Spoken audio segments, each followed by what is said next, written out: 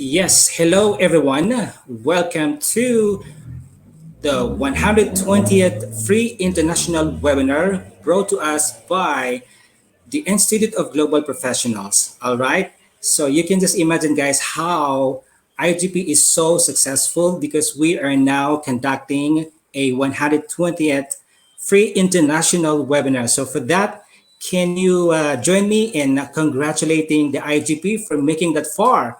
Or can you also, guys, type in the comment section down below, say congratulations to IGP for making that far. All right? Can we expect that from you?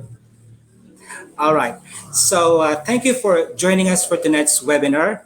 My name is Gafoor M. Panimbang, an associate professor from Adjung Memorial Polytechnic State College here in Mindanao, Philippines.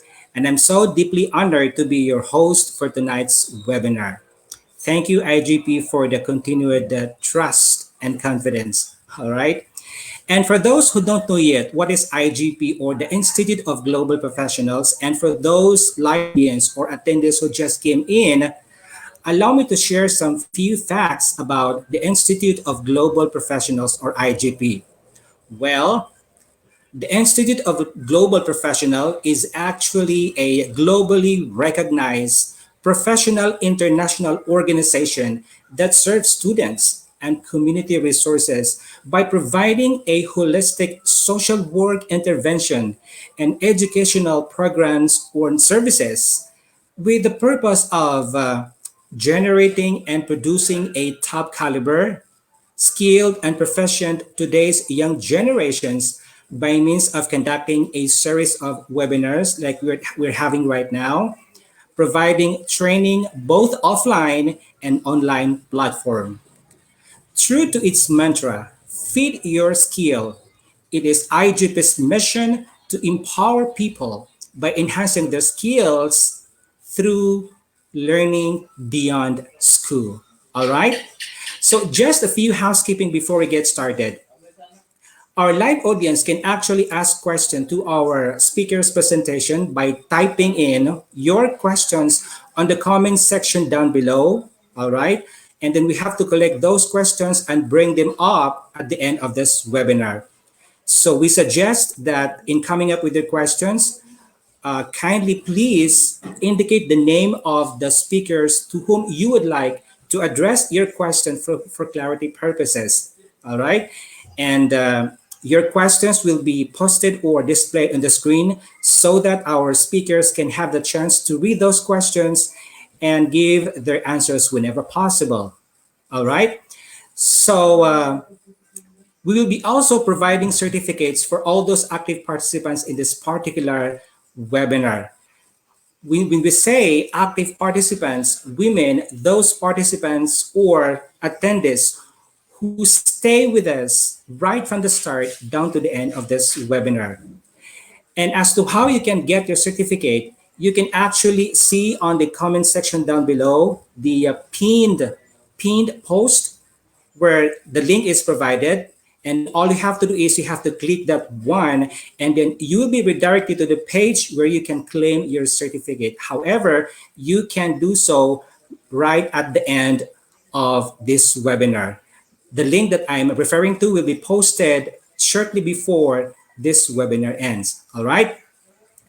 And also, please do watch out for the conduct of online quiz game. Okay, to make this webinar memorable, exciting, and fun, we're gonna have a quiz online competition, and everyone here, our live audience, is entitled to participate. All you have to do is you simply go to slido.com. All right, go to slido.com using your own devices and your own browser. And then you can see on that page, once you landed to slido.com, you will see a window. Okay, it says the code or the event code, and then you simply enter the code and then click enter, and then you go to go. You'll be redirected to the page where you can actually join for the same event. However, the event code will be posted shortly before the quiz competition begins. So you please do watch out for that. All right.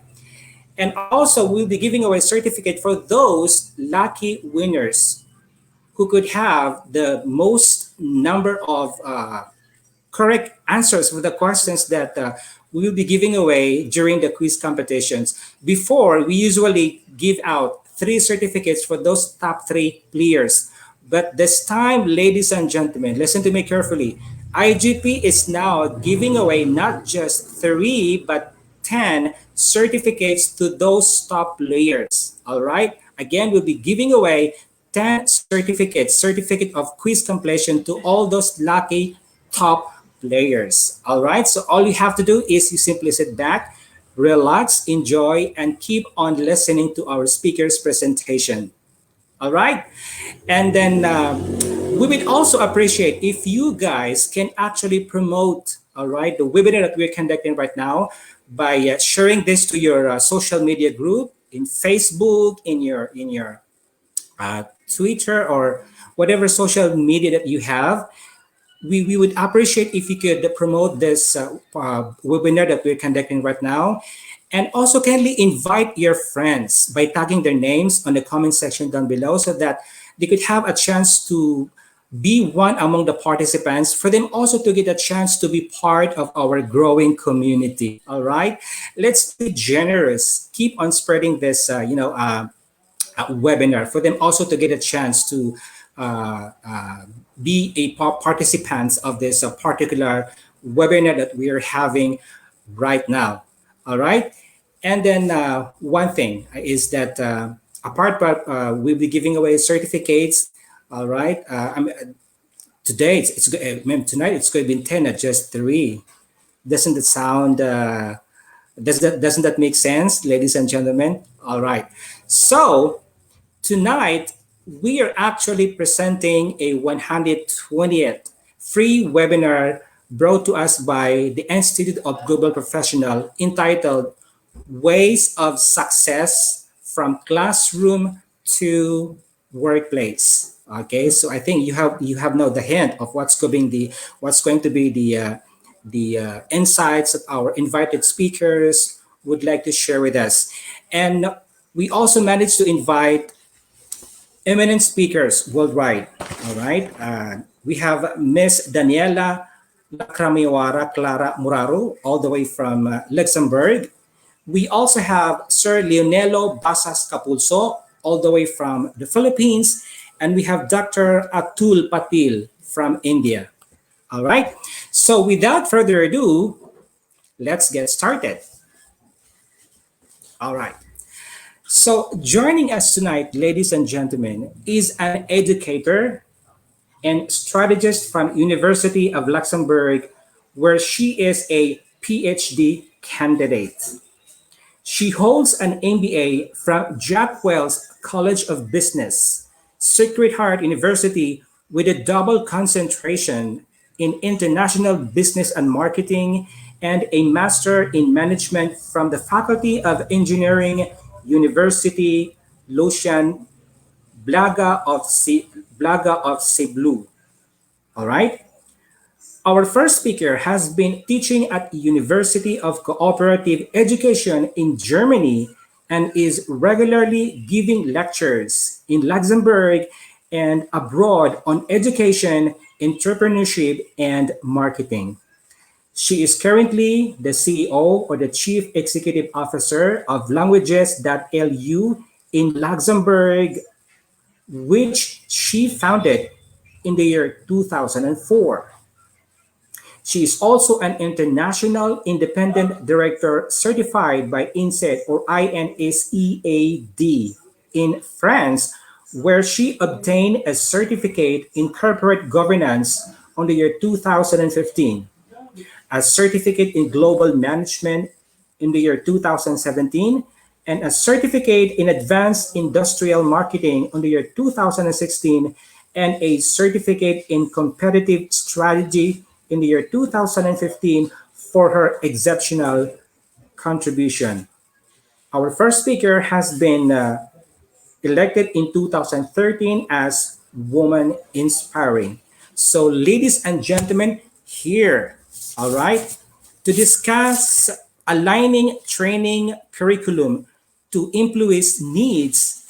Ladies and gentlemen, join me in welcoming Miss Daniela Lacramiwara Clara Muraro on our webinar.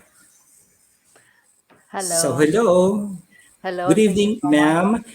We're so It's a, glad to have you with us tonight. Thank you so much. It's actually afternoon here, and so I it's see. just starting the afternoon. And yeah, thank you so much for the introduction, and congratulations to the Institute of Professionals for their 128, was it, webinar? This 120th, Yes, yes. 120. 120th. I understood Yes, 128th. Well, the 120th. it's extremely impressive. So, and I congratulate you as well for the quality of the webinars I've been watching in the past, and it's great. So, thank you for your generosity of sharing our knowledge, and I'm very happy to contribute today. So you And thank shortly you for the introduced. compliment. Mhm. So you shortly introduced my academic experience, but what makes me talk about this topic, and I feel very much at ease, and it's because actually I've been a serial entrepreneur I for more see. than 20 years, and I created companies not only in Luxembourg, as you mentioned, in 2004, but also before. So four companies in Romania, in the United Kingdom, and since 2004 in Luxembourg. So my journey is a little bit different. Usually people do their PhD and then they go to entrepreneurship. Actually, my journey is a little bit different. So I come from entrepreneurship. I continue my entrepreneurial experience. I have my company in Luxembourg, but then I try to see how I can contribute in the science of education and how education is actually responding to the needs of the employer like myself, because I've been hiring so many people in the last 20 years. So I know exactly how it works and how our needs are changing in time. Um, so, if you don't know anything about Luxembourg, I will just tell you two shocking things.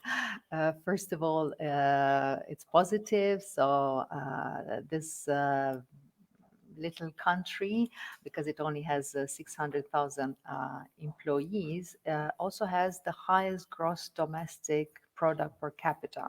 It's actually at 220% of regional European Union average. However, a second piece of information, which is also shocking, is that according to Eurostat, the statistics office of the European Union, our country is placed third in terms of youth unemployment in the European Union. This is quite quite serious because, of course, it means that even though we have a high gross domestic product, we still have a lot of needs in terms of bridging the gap between employers and the qualifications that exist on the market. And this is why I will explain you a little bit later. This is why actually a lot of people from India and other countries in the world end up in Luxembourg because of their high qualifications and very fine and specific experience that we need here in Luxembourg. So right now I'm doing, as you mentioned, my research at the University of Luxembourg, and it is very specifically about aligning training curriculum to local employers' needs. It's something that has been of course, it's a topic that is of interest not only in Luxembourg, but in many different countries in the world. However, in Luxembourg, it's a little bit new because it's now that we are trying to check what are the employers' needs and what need to be done in order to align the training curriculum. So my presentation has three parts. So I will just show you what's happening, the current context, the skills forecast, what will mean to be a worker in 2030, and then what needs to to change. I will try to make it short because we are three exceptional speakers, so I don't want to take all the time, of course. But my focus will be on the educational curriculum, while the other colleagues, especially Mr. Patil, will tell you more from the point of view of the student and graduate itself. So here I'm more at the policy making level, and the other distinguished colleagues will cover other parts of the same topic. Um, so I like to start, with the comics because it show you some high executives around the table, and they ask each other, "What if we don't change at all, and something magical just happens?" Well, knowing what's going on in the world, especially all the changes that are taking place and that have been accelerated by the pandemic, not only by digitalization, automatization, artificial intelligence, and so on, but we know that the pandemic is actually accelerating all the trends. And so we cannot do like this, high executives, if we are employers or if we are policymakers, just stand at the table and maybe something magical happens. This is not possible. So that's why we have to take measures sooner rather than later, because otherwise our country, our economy is no longer competitive. So that makes my research that just started with Dr. Charles Marks in February, but it makes it one of the priorities of the country. Here you can see some of the mega trends that are influencing the job market of 2030. And this is not just in Luxembourg or Europe, but it's really worldwide. So, for sure some of these trends: demographic change, environmental sustainability, technological change, political uncertainty, increasing inequality, unfortunately, urbanization and increasing urbanization, and of course, globalization. What are all these mega trends having as a end result is that a lot of people will be out of jobs. McKinsey has published in February this year a research, and they were showing the trend is that 1 in 16 people very soon by 2030 will have to change not only jobs but also industries. And of course, the most affected are the young people, are the less educated, lower educated workers, migrants, of course, those who are going from one country to the other because of war or because environmental changes, and women. So all this have an impact on what means to be a worker in 2030. Everything is changing, and we are trying to anticipate as well as we can. And why? Because education systems need to adapt very rapidly in order to re-engineer, redesign their training courses to include those emerging skills and knowledge. And here you can see some of the top skills for 2030. This is research that has been done for the US and UK, but we are trying also, as I said, we just started this year. We are trying to find out also in Luxembourg, so regionally, what will be the skills, abilities, and knowledge that will be most requested by 2030. Some of them are universal, some of them are very specific to our economies. That's also the title of my presentation was to align the training to local needs, local or regional. In our case, it's national because it's a very small country, but also European because a lot of our citizens actually go abroad to study and then they don't come back for another 10 to 20 years. Sometimes they do come back, sometimes they don't. But anyway, so some of this skills and knowledge are universal, as I mentioned. If we look also at the top occupations, you can see that we have here the top 10 occupations which are predicted to experience increased demand. And you can see they're a little bit different, but in any case, most of them request higher skills in terms of communications and in terms of problem solving skills, and I will get into detail just a little bit later. Um, so it's a little bit different, and it changed already from 2019. If you're it's like every 2 years there are changes, and we try to do this type of survey and anticipating the skills that are requested.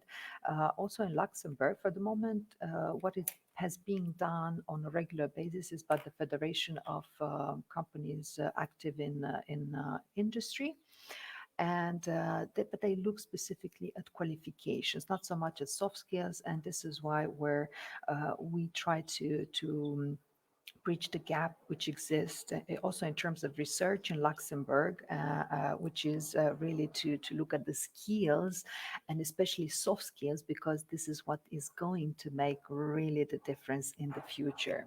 And so here you just see some changes in terms of qualifications that are requested.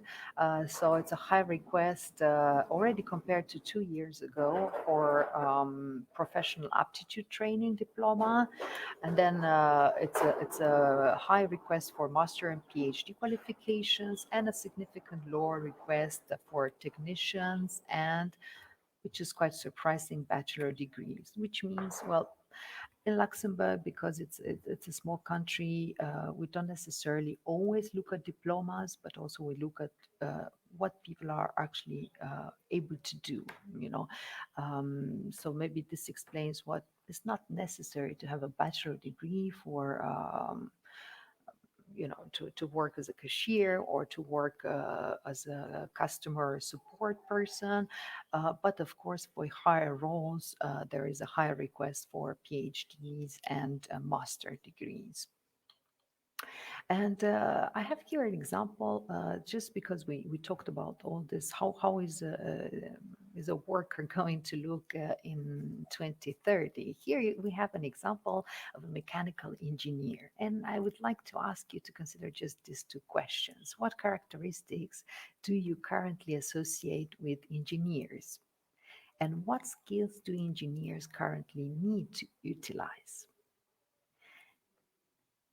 And then just consider the list of skills and knowledge below: sociology, anthropology, fluency of ideas, service orientation, social perceptiveness, active listening, complex problem solving. Does engineer immediately spring to mind? Probably not.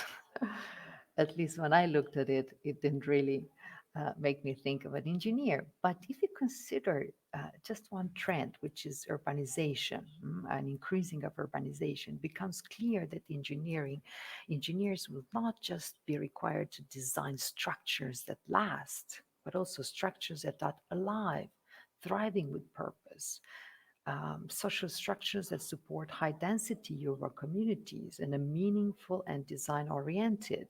They require engineers to be social architects just as much as experts in form and function. So here you can see why the knowledge of sociology and anthropology could be so essential for the future of human-centered design that is requested from an engineer. And then you can see as well social perceptiveness, ability to actively listen and ideate to solve complex problems, for example, gentrification. So this is just an example to show you how the job of engineer can change in terms of qualifications and skills that are needed. So what needs to change? We know that there are very significant shifts in terms of qualifications, in terms of skills needed. So what needs to change?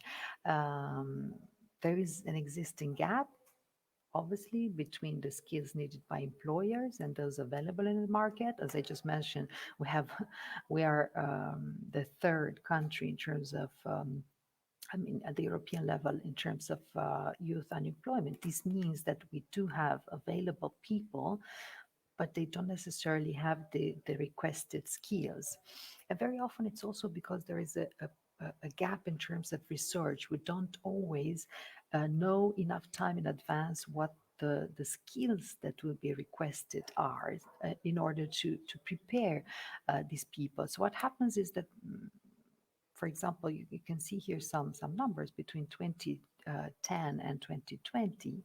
More of the 80% of the growth of the population is coming from international migration. But why all these people have come? Obviously, what I just mentioned before, because they come for jobs. We, sun, we suddenly realize, okay, we need a lot of engineers, very skilled, because we have a lot of maybe projects to build. And then we have to bring all those people from abroad. And this is why between 1990 and 2020, the number of arrivals has almost doubled. It's more than 118.8%. But in the same time, what happens is that also the departures abroad increased even more, 134, which means that the population of the country is extremely dynamic. So there are people coming in and people going out on a regular basis because probably also of the changes in the market and the shifts in the skills that are needed. Um, so my comment on this is that very often we just took the very easy way to exploring the qualifications needed, and instead of investing in our education, in adapting and aligning the needs of the employers to the qualifications that exist and the market, we just I mean, a lot of companies just made the choice, okay, then we bring from abroad. So we don't have to train them, we just bring them from abroad. We might offer them a more attractive salary to make them come to leave their country and move to Luxembourg. But there was not being done this continuous alignment of the training to the needs of employers. And so we know for sure that unemployed workers need employability skills to re-enter the job market if they lost it, if they lost their jobs. And the key to producing the 21st century workforce is to train new employees. And also, if we want to retain qualified workers, we must train them with the skills which are essential, with the also with those that are changing but remain essential to competing in the job market, in the changing job market. These are some keywords, changing, changes, and what has been essential 10 years ago is probably no longer essential today. And so, to conduct relevant training, research must be done to determine employers' needs for the 21st century jobs. And this is really what we are doing in the next couple of years in Luxembourg and at the University of Luxembourg. So the focus is a culture of learning enabled by technologies in which students get trained to make changes, try new ideas and approaches to problem solving. We know that unemployed workers would need employability skills to re-enter today's market. That's not just an assumption, but we also have a research which shows very, very clearly this. And skills such as critical thinking, collaboration, communication, and creativity, including computer skills, are essential for workers in the new technological and global economy. And of course, also interpersonal skills are necessary skills for the 21st century. In terms of educational practices, I just put together some of the research. As I said, we're still undergoing the research, so we don't have all the results. But here are some elements that already became very evident. In terms of instructional practices, they should provide guidance and support for students. They should model appropriate workplace behaviors. They should consist of current workplace practices and should be facilitated through knowledgeable instructors. In terms of curriculum, it should be engaging and derived from specific business industry knowledge. It should include occupational safe practices that meet or exceed regulatory requirements. Should consist of basic skills associated with math, verbal and written expression. Should include soft skills that became so important nowadays, such as communication, teamwork, work ethics, stress and conflict management, adaptability, learning to learn. The applications of skills should reflect and include real world practices. Should be learned in a classroom designed to replicate the real world, should adhere to safe and technical standards, and should connect to the world of work through an alliance with business and industry partners. The guiding quality principles: teachers should have content knowledge to teach industry related standards, have background knowledge about employers' needs. The training curriculum should be established based on the needs of employers and community. Students should be taught 21st century skills. The training curriculum should ensure the transition from learning to doing. Then, of course, we need to think also about a support system that is structured to include the student, the teacher, as well as the future employers, which should bridge the gap between, here I refer specifically to vocational education and training, between the vocational education and training and the business and industry. In terms of instructional practices, we need practices that incorporate appropriate equipment, technology, and materials, and the classroom design should be considerate of real world in its layout, industry, equipment, and machinery. And last but not least, we need very strong alliances with the business and industry, working alongside, for example, and being supervised by business and industry experts. Some consideration, of course, remain in terms of teachers. What are the talents and the knowledge that a teacher should possess to be well prepared and effective? Of course, if it's a teacher that has been teaching for the last 30 years, maybe there is a gap between his or her knowledge and skills and what's needed in the market. Maybe the technology has made progress, and so in this context, of course, also teachers need to be trained on a continuous basis to be well prepared and effective. In terms of training curriculum, which soft skills are crucial to business industry in your region, in your country? And this is part of our research right now. So it's actually the second phase of our research, where we are going to interview different type of companies. I mean, either CEOs, a combination of CEOs and HR people, to see what soft skills they consider to be crucial for specific jobs. And then, which accountability system do we need to put in place that can best show if the objectives actually of the vocational education and training are meeting the needs of business and industry? This is still a question mark. And also we need to see, is learning really happening? I mean, you can go, but if it's not effective, it's not appropriate, then is learning really happening and preparing the graduates with industry ready skills? In terms of instructional practices, what evaluative measures to assess um, are appropriate and up to date?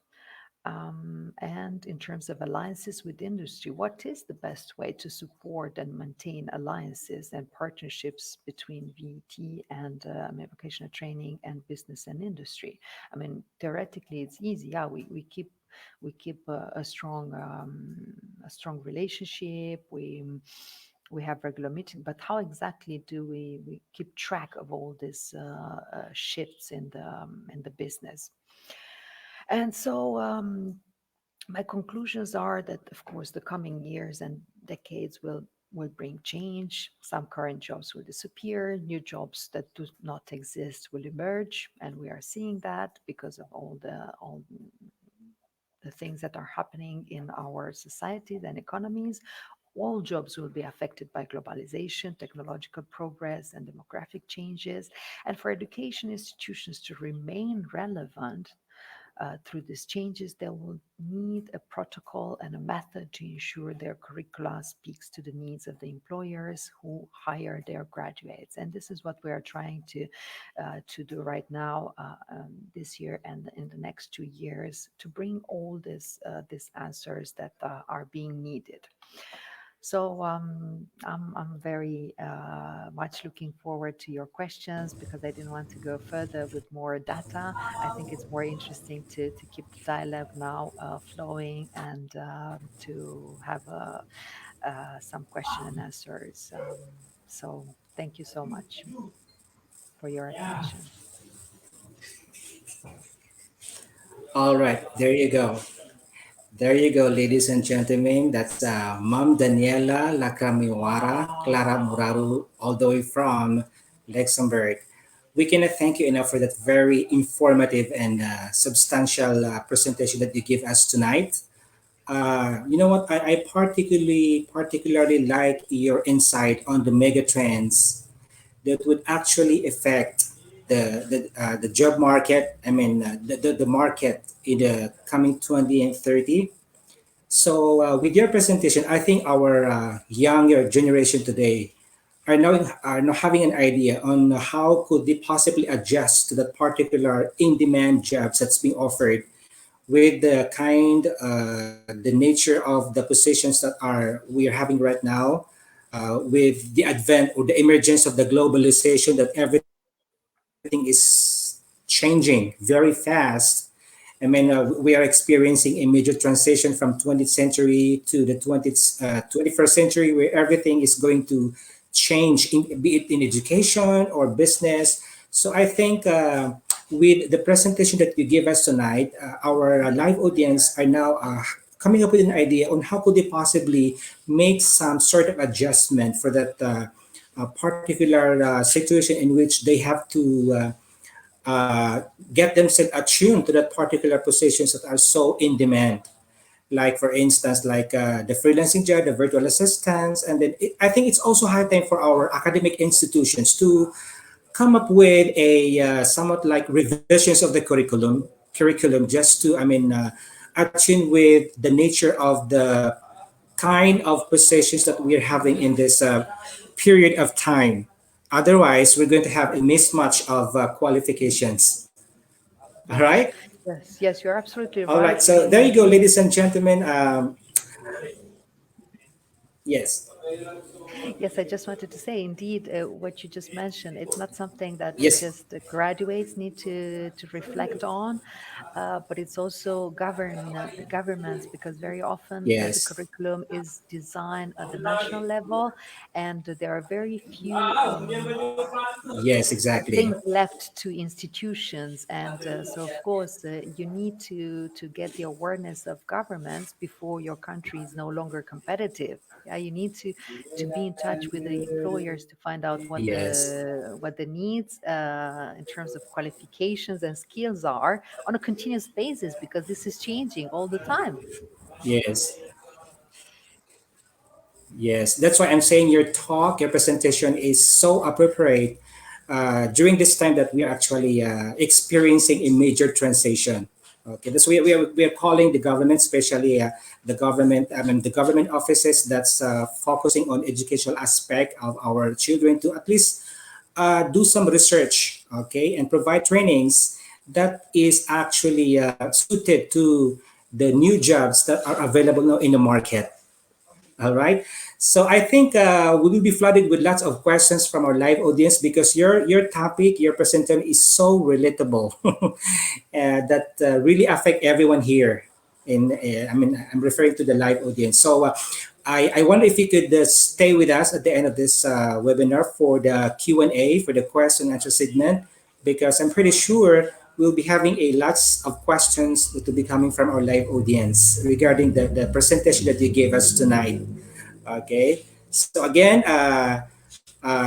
join me in thanking our live audience Ma'am Daniela Lacramiora Clara Muraro.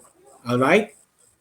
So, in a few minutes, you'll be hearing another invaluable insight from our second speaker. But before that, just a quick reminder, if you would like to ask questions from our speaker for tonight's webinar, all you have to do is to simply type in your question at the comment section down below, and then we'll be collecting that one at the end of this webinar, and then we have to projected that question or display the question to the screen so that our speaker can have a chance to answer all your questions, and also keep promoting this page, this webinar for you to your social media page, or you can also invite your friends by tagging their names, and so that they could also get a chance to participate in this particular webinar. And also we would appreciate if you could share us what you feel about our webinar by simply leaving your thoughts, your take, what do you feel about the webinar, and then kindly please leave a comments on the section down below. We're so glad to hear from you guys. All right. So at this juncture, ladies and gentlemen, let's get moving. Let's get moving with our second speaker for tonight's webinar. But let's check first if our second speaker is ready for his presentation because as I have seen, he okay, he gave us a message informing us that okay, sorry, you're there. Okay, so that means you're having Yes, sir. a good connection, right? Okay, so before that, allow me, sir, to introduce you to our live audience. Okay, so our second speaker, ladies and gentlemen, all right, is uh, the CEO, currently the CEO, the Chief Executive Officer, and at the same time President of Beyond Books Publication, and also a master teacher, a speaker, and a researcher from the Philippines. Okay, all right. He is a multi-award winning Filipino master teacher, speaker, and a researcher from Pampanga, Philippines. He is a senior high school master teacher at San Mateas National High School, School Division Office of Pampanga Region 3 of the Department of Education in Philippines with over 2 decades of teaching experience. All right. Our second speaker is an award-winning educator. He is a Dangal ng Bayan Award-winning educator. And for everybody's information, the Dangal ng Bayan Award is an award from Philippine government that is being conferred to an individual for performance of the extraordinary act or public service and consistent demonstration of exemplary ethical behavior on the basis of adherence to the code of conduct and ethical standards for public officials and employees. He is also the recipient of Asian Achiever Award on the year 2019, Gawad Pat National Award on the year 2019 also, an Outstanding Research Advocate of the Philippines Award on the same year, that's 2019, and Most Outstanding Teacher Award on the year 2018. As a research advocate, it has been his advocacy to promote the culture of research by developing school-based research management in the region. He has initiated research capacity building for new researchers in the government and private schools. His network with other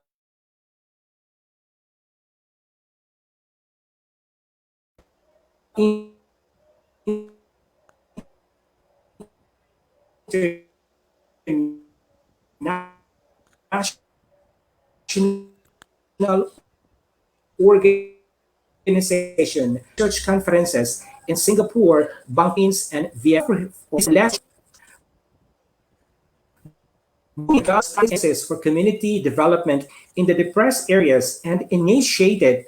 He has written contextualized curriculum modules for values education for junior high school and written assessment and evaluation tool for the senior high school education, major in religious education, and master in religious studies. Catechetics as cum laude in Don Bosco Center of Studies, Parañaque City. That's an affiliate of Salesian Pontifical University in Rome, Italy. He took a Master's of Arts in Education or MAD, a bridge course in De La Salle University das Marinas. He received two honorary doctorate in philosophy institution in Brazil. He is now preparing for his final defense on emerging model on promoting and enhancing research productivity in basic education for his Doctor of Philosophy in Educational Management at the University of the Assumption, San Fernando, Pampanga. Ladies and gentlemen, we are very fortunate in having us here. Sir Leonelo Basas Capulso to discuss to us about, okay, wait. I don't know. Okay, to discuss about managing and leading schools during pandemic. Sir, good evening. We're good to have you here. Good evening, everyone. Sir, is my slide visible now? Yes, yes. You simply maximize and then So, go to go. okay. How about that, sir? Yes, it's quite good. Okay. So, You go once to go, again, sir. thank you very much. Okay. I would like to express my gratitude to the organizer of this webinar, the Institute of Global Professionals, to our very generous MC, Sir Gafford. Thank you. My co-Filipino. My colleagues will be discussing how this initiative will impact our students to working into the real world. As for my sharing tonight, I'll be focusing more on the insider's perspective. How do government respond to COVID-19? I'll be sharing some insights as we here from the Philippines may have known already, but maybe we will be sharing some insights into its development, particularly in incorporating technology-driven teaching strategies in trying to manage schools in the Philippines, which basically is not far from what other countries had been doing. So once again, I am from Beyond Books Publication, actually a partner of Institute of Global Professionals. I'm also I'm the editor-in-chief of our international journal. So for other future engagement, feel free to contact us with our email address and our WhatsApp number posted on the screen. So again, I'll be discussing managing and leading schools through technology-driven teaching strategies. So our simple objectives for this night, because I have the scarcity of time, I'm only given 30 minutes, so we'll try to maximize it. Let's try to discuss learning principles and theories that applied in the technology-driven teaching and learning models that can be applied by our basic education and higher education institutions that could later on be applicable in the real world. No?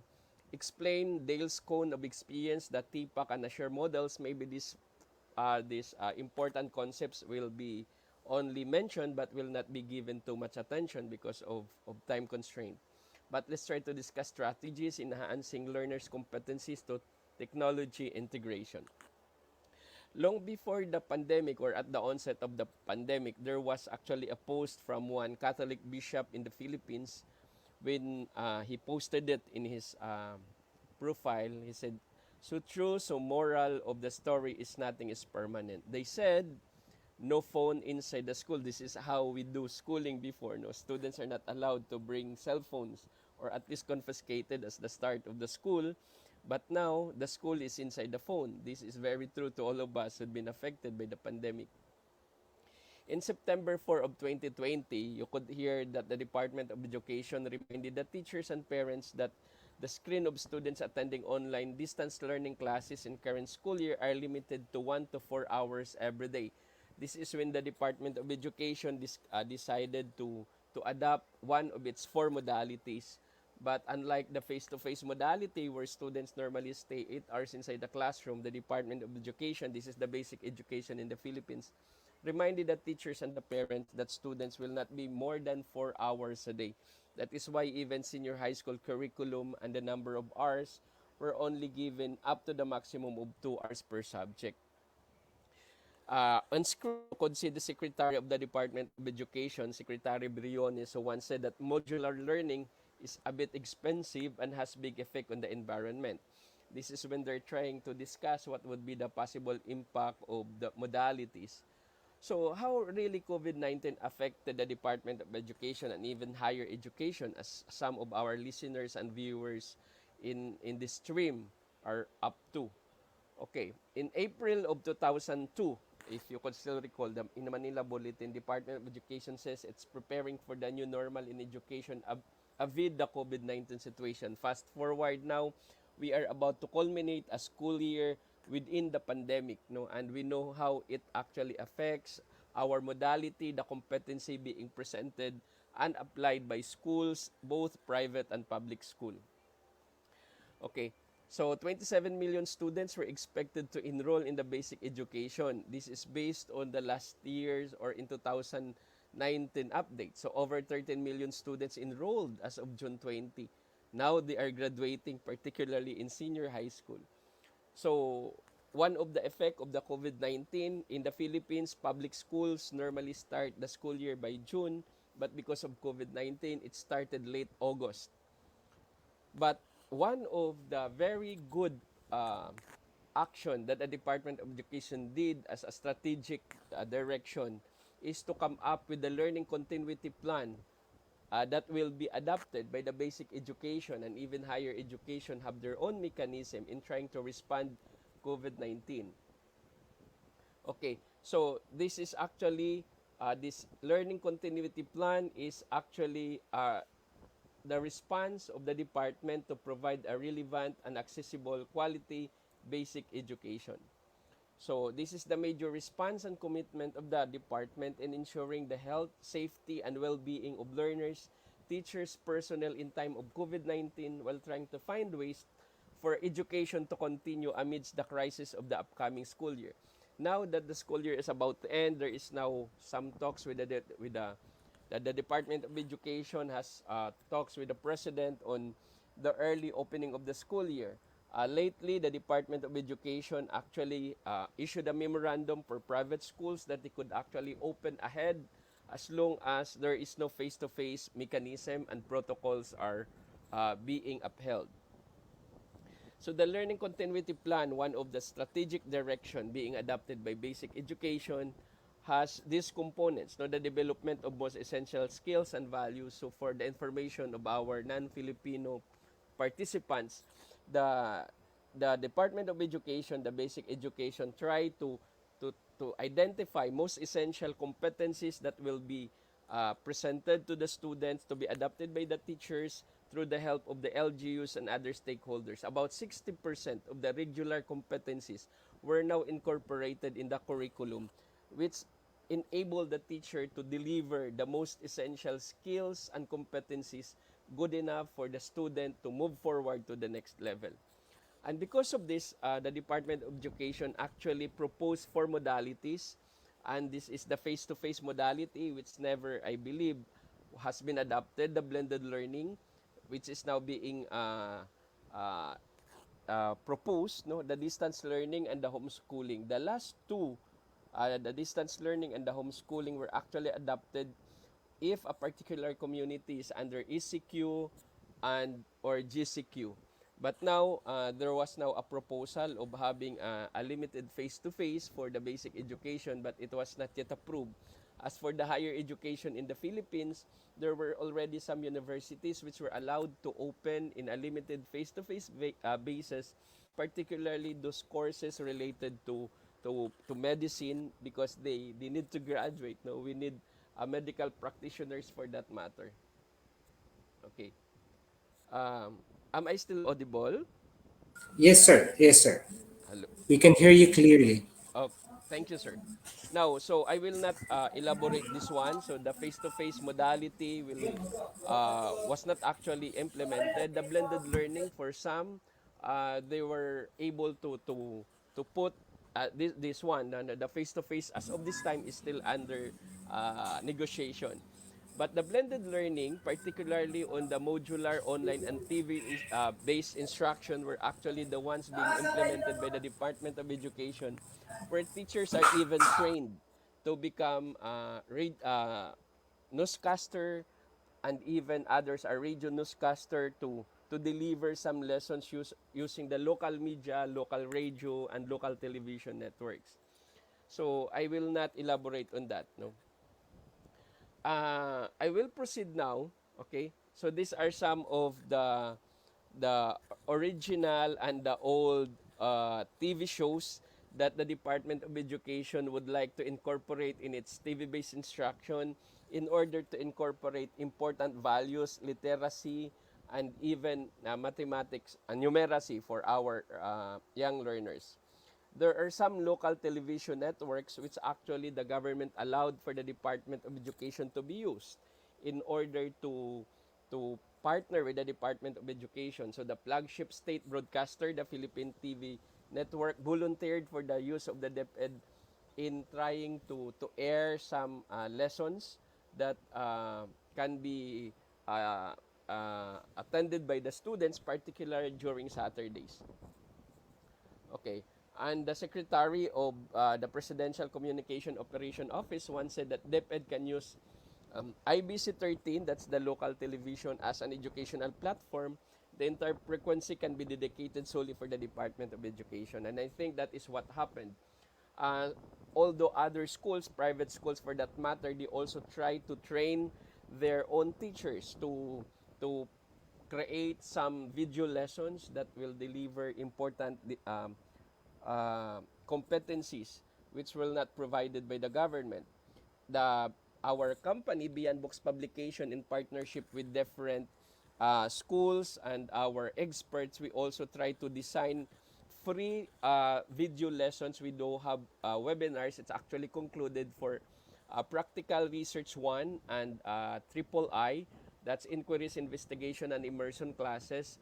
We give actually 1 to 1.5 hour lectures for teachers and students in senior high school in complement to or just to compensate the subjects that were actually given to students. For the information of everyone, in the Department of Education, more than half of the population of the students actually embrace the distance learning, distance modular learning because of the scarcity of internet connection.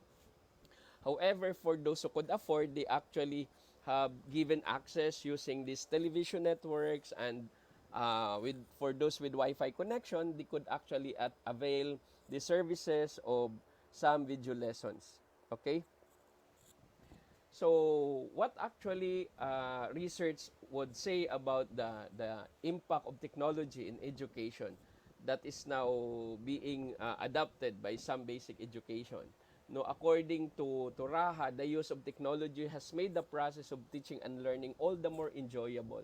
So, this is on the positive note.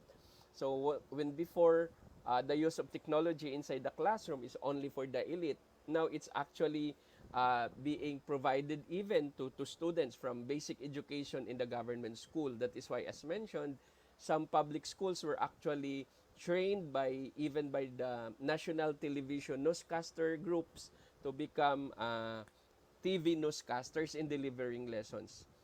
The study found out that modern technology impacts learning both positively and negatively. This is also very realistic, no?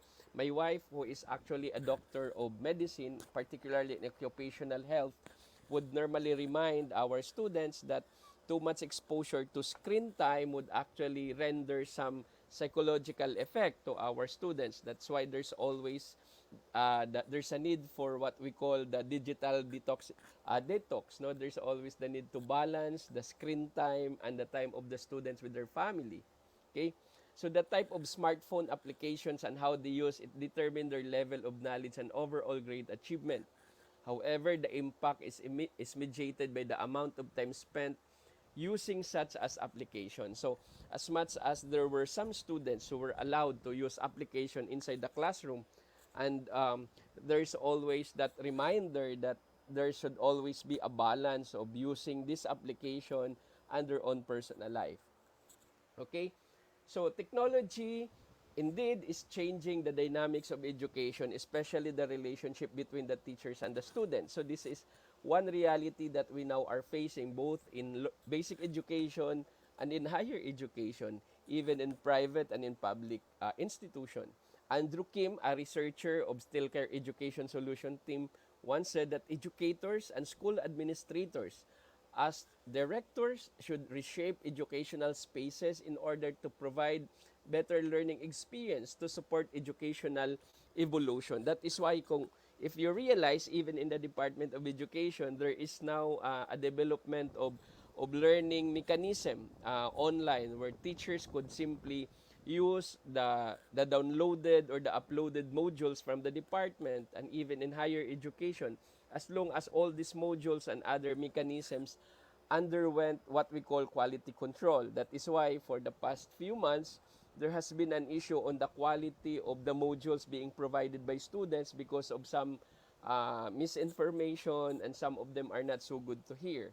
So it's now very timely that the attention of educators and school administrators, our strategic leaders should actually be called for in order for them to give more time in trying to design quality platform for students. So it constitute the technology-based learning constitute learning via electronic technology, including the use of internet, intranet, satellites, broadcast, and the other forms of online mechanism as according to the study of Kohler in Social Policy Research Associate. So it encompasses relative terms. By this time, all these terms are very familiar with us now. So learning principles and theories applied in technology-driven teaching and learning. I will not elaborate, but I could actually share with you my screen. So these are some of the learning principles and theories that can be incorporated in our online learning as we try to develop our modules, our other mechanisms to be provided to our students. So the Dale of Experience, no, as you could see, it was discovered or it was proposed by Edgar Dale. Uh, what is the main point of the learning cone of Dale? What Dale is simply saying that the student learn more if the discussions that we are doing, may it be online or face-to-face, are related to their real-life experience. Okay? So, regardless of how good the teacher in speaking, if all the lessons being taught are very far from reality, from their real experience, more likely the student will not learn. So, if you try to look at your screen, the competencies from the upper portion are actually passive, whereas the competencies towards the last two parts of the pyramid, if you could realize that getting involved in discussion, presenting, simulating real experience, students are becoming more active. So even in real life, a person only becomes connected to someone if the topic is connected to his own personal experience. So even in counseling, so the person will only listen to you if you are able to relate to his own experience. So they don't need coaches who are only good in speaking. That's also very true in preparing our lesson, may it be online or may it be uh, modular or may it be face to face later on. See to it that all the discussions that we are presenting to our students are also related to their own personal experience. That is why there is what we call the action learning. Using action learning as a strategy in teaching that will yield a 90% of student retention. So the more related the lesson to their experience, the more chances that this discussion will retain to the students and they will remember. Okay. Some guide questions to teachers according to Dr. Anderson. So I will not read them because I only have 30 minutes. So they are posted on your screen. Okay, so this will be the guide question to teachers who are preparing their lessons. And later on, the students, everything that they learn is what they will bring to real life. No, you would realize that even prior to the pandemic, there was an issue as to the particularly in the Philippines, as to the strand that the students will be getting or will be taking in senior high school, because there was an observation that students who are taking a particular strand would more likely deviate when they go to college. So there was a mismatch uh, of their subjects in senior high school and to the course they are taking, and it actually defeats the purpose why there was a senior high school. The senior high school was actually supposed to prepare students to the competency that they will need when they go to real life. We know well that in senior high school, student has the option to proceed to college, or student could actually start hunting for a job. And the kind of strand being provided in the Philippines, for example, particularly those which are related to technical, vocational, and livelihood courses, were actually the courses that the students can apply even after graduating from senior high school. That is why they are taking national competency exam from TESDA, no, our assessment mechanism. So I will spare that one. Another model that we should realize in drafting our curriculum is the TPAC model, which is very particular. So teachers should be actually knowledgeable with technology. That is why the Department of Education, the higher education, and for example, this organization are trying to to give capacity building to teachers, that they will be equipped in the use of different technologies. So they should know different application, different platforms, and aside from technology, they should also know how to deliver that, the different pedagogies, the different strategies, and of course, the content knowledge. So you know your subject matter. So these are the three important skills that you need if you try to look at our presentation.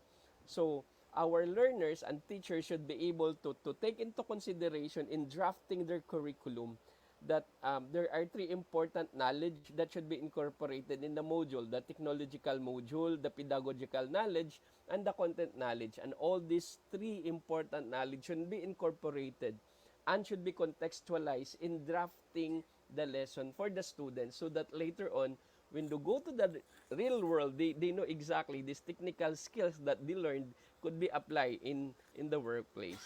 Okay? So, I will not elaborate.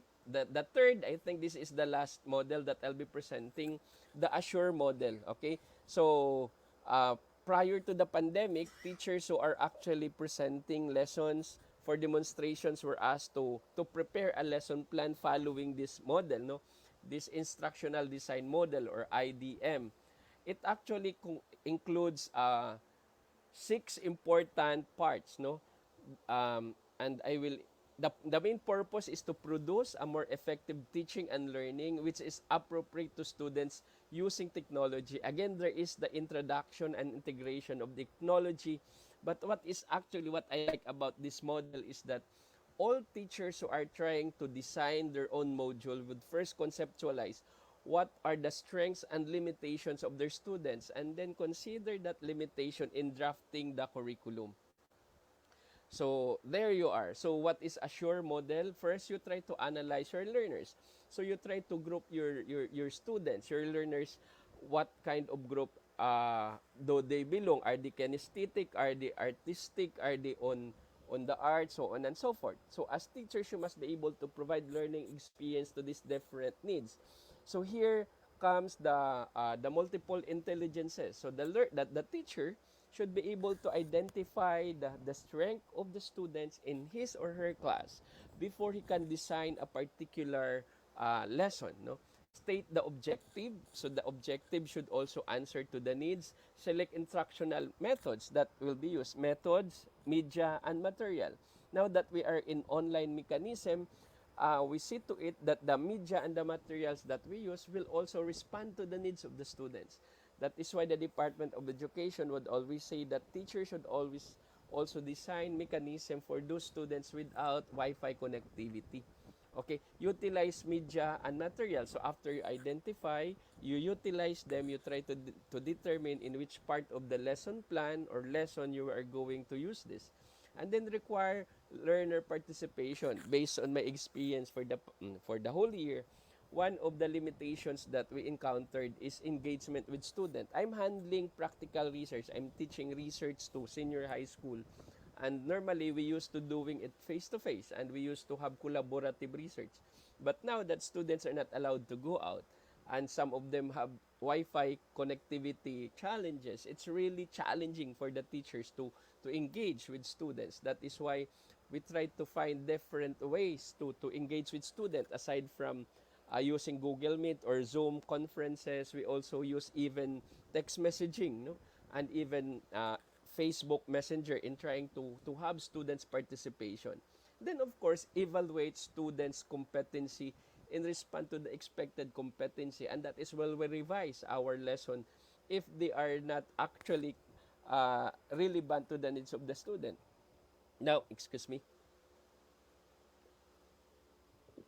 At this point in time, teachers in the government school in basic education are preparing their LDM2 portfolio, practical portfolio, where the teachers are actually trying to report what transpired for the school year, particularly on the intervention being done to students and the development that the students encountered and experienced using the different mechanism. What did the teacher do if the student is not engaging, so on and so forth.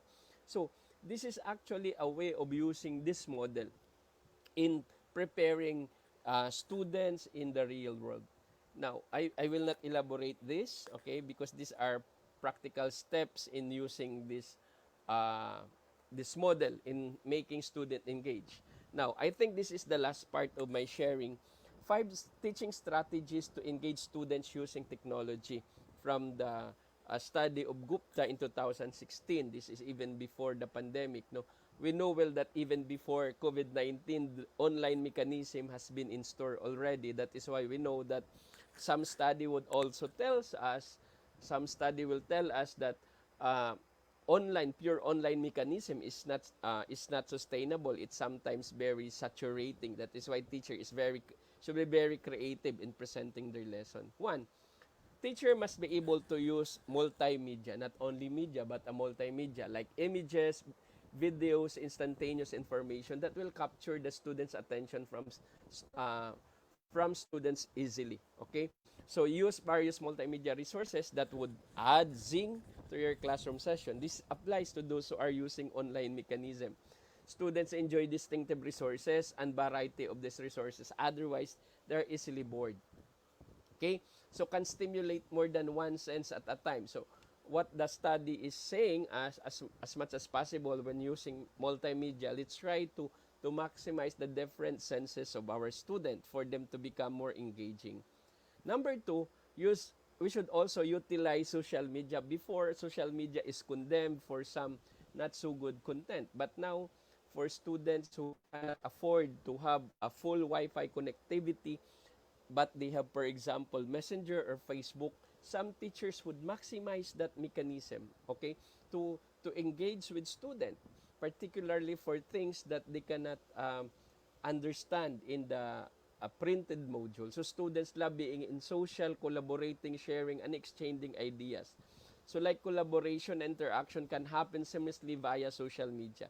So we can also encourage the use of social media, but again, we should know the limitation and the balance. Okay? Uh, let's go to the third, using the variety of sources as mentioned.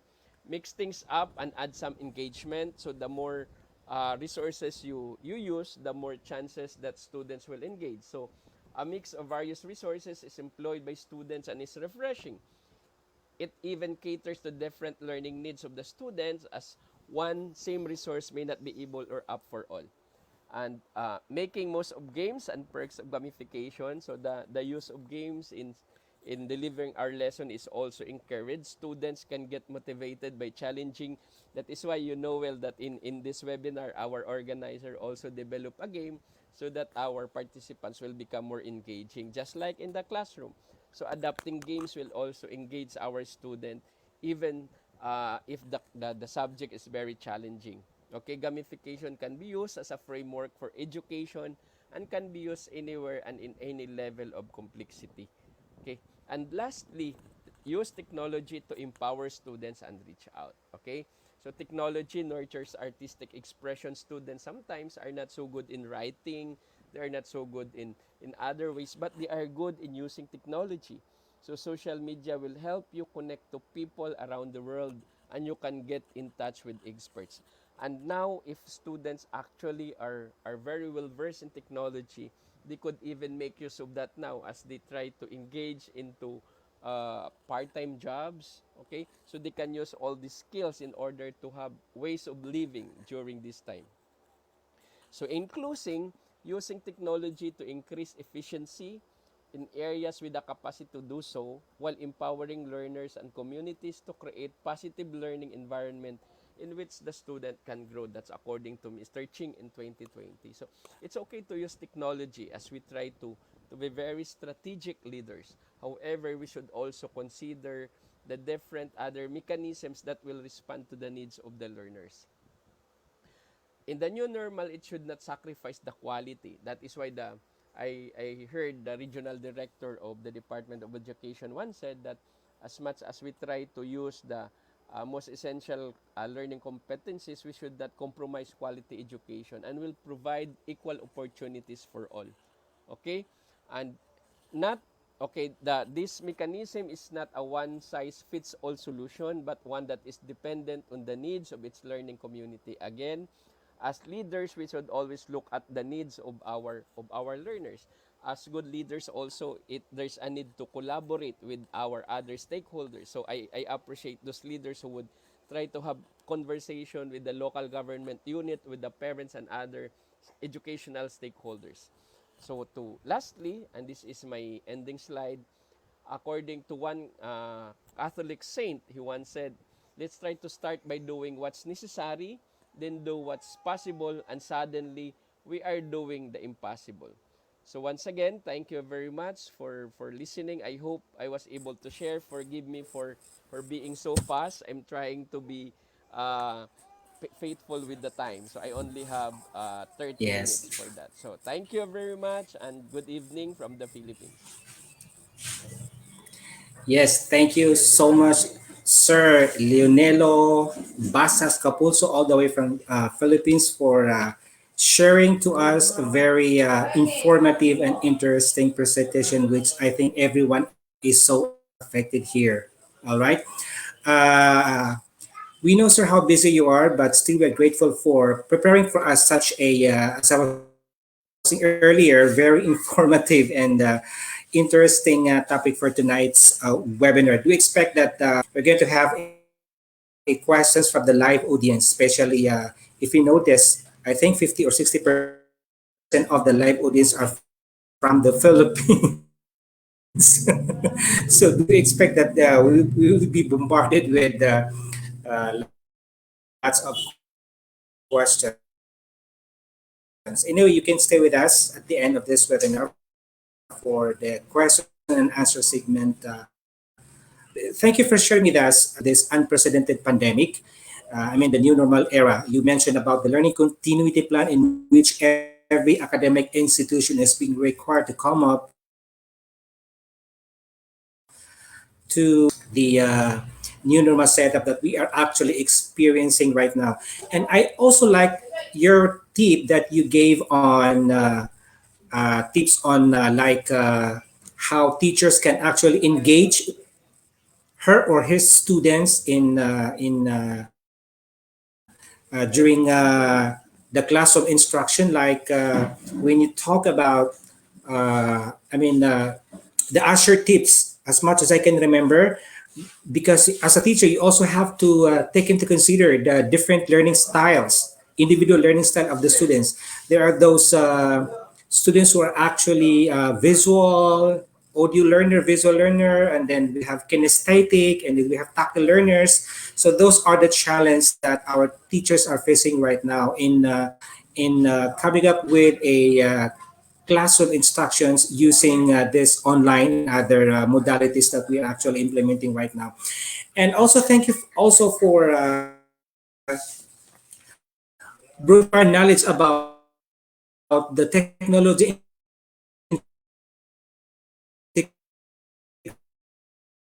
integration in the classroom. integration, which is a challenge to all of the problems that I actually encountered with technology integration, is that here in the Philippines, I've noticed that some of the teachers actually are still hesitant, all right, to integrate technology in their classroom reasons. It might be because of technology integration is something that's new to them, or for some other reasons. And I think the government is now doing its best to provide trainings to the teachers for them to get acquainted and uh, uh,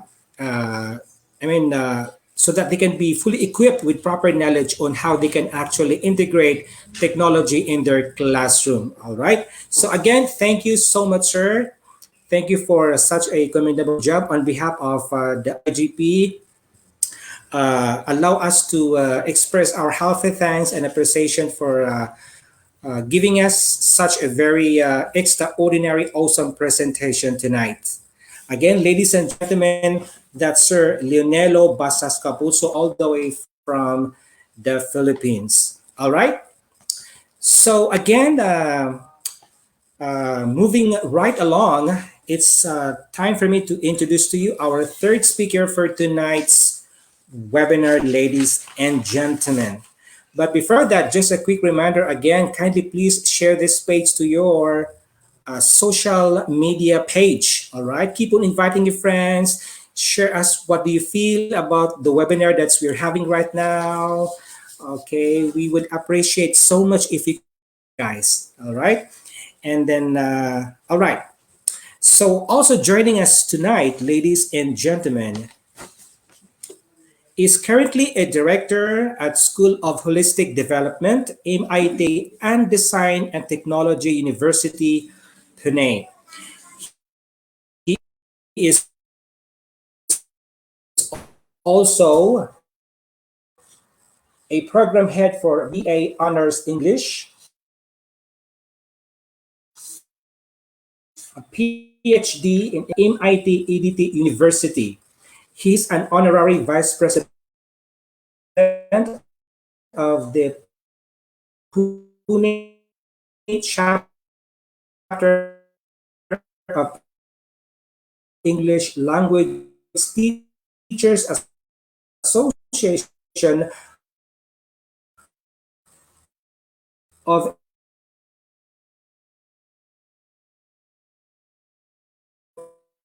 India, or ELT01.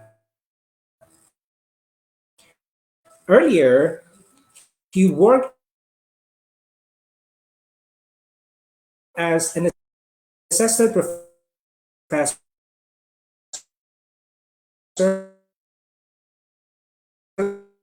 of for 7 years. HSU is based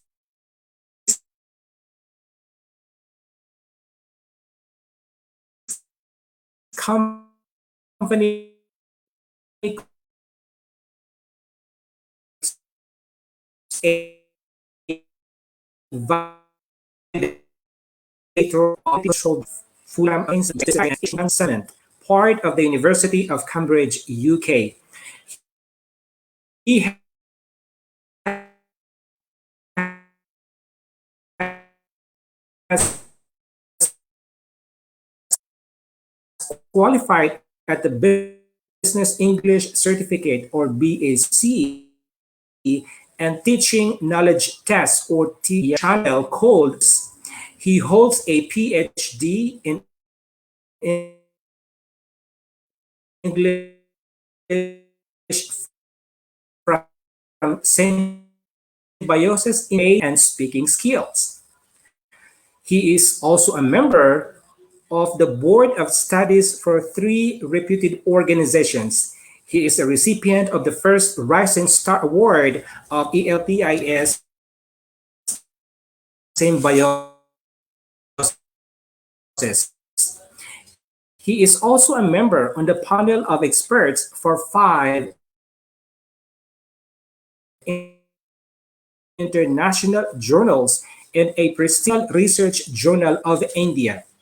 He is a member of the CR or CSR subcommittee of the of Confederation of Indian Industry or CIISEL, all ELTAI, and other organizations. He has conducted several workshops for students, teachers, and working professionals from the globe. He has presented research papers at national and international conferences and was also the conference coordinator at Symbiosis for its international conferences. He has taught Indian as well as international students from more than 40 countries. Our third speaker has been nominated as International Goodwill Ambassador for Abundance Consulting Academy, Republic of Benin, and International Advisory Board member of Patola Palalo Foundation, Indonesia. He received a certificate of Doctor Honoris Causa for his impactful teaching from the Executive Board of Abundance Consulting Academy. He received 3 scholarships from Regional English Language Office, U.S. Embassy, New Delhi, to attend courses conducted by the India Bhutan Online Professional Development Institute. As an author, and he has written and presented several research papers. He is one of the sought after editors and has edited more than 500 research papers, articles, and around 20 PhD theses or dissertations. His areas of interest include e-learning,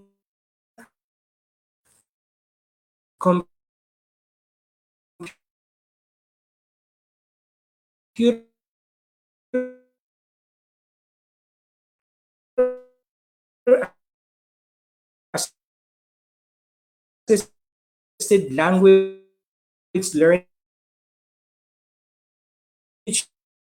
teaching, massive open online courses or MOOCs, teacher training, and materials production. So, ladies and gentlemen, here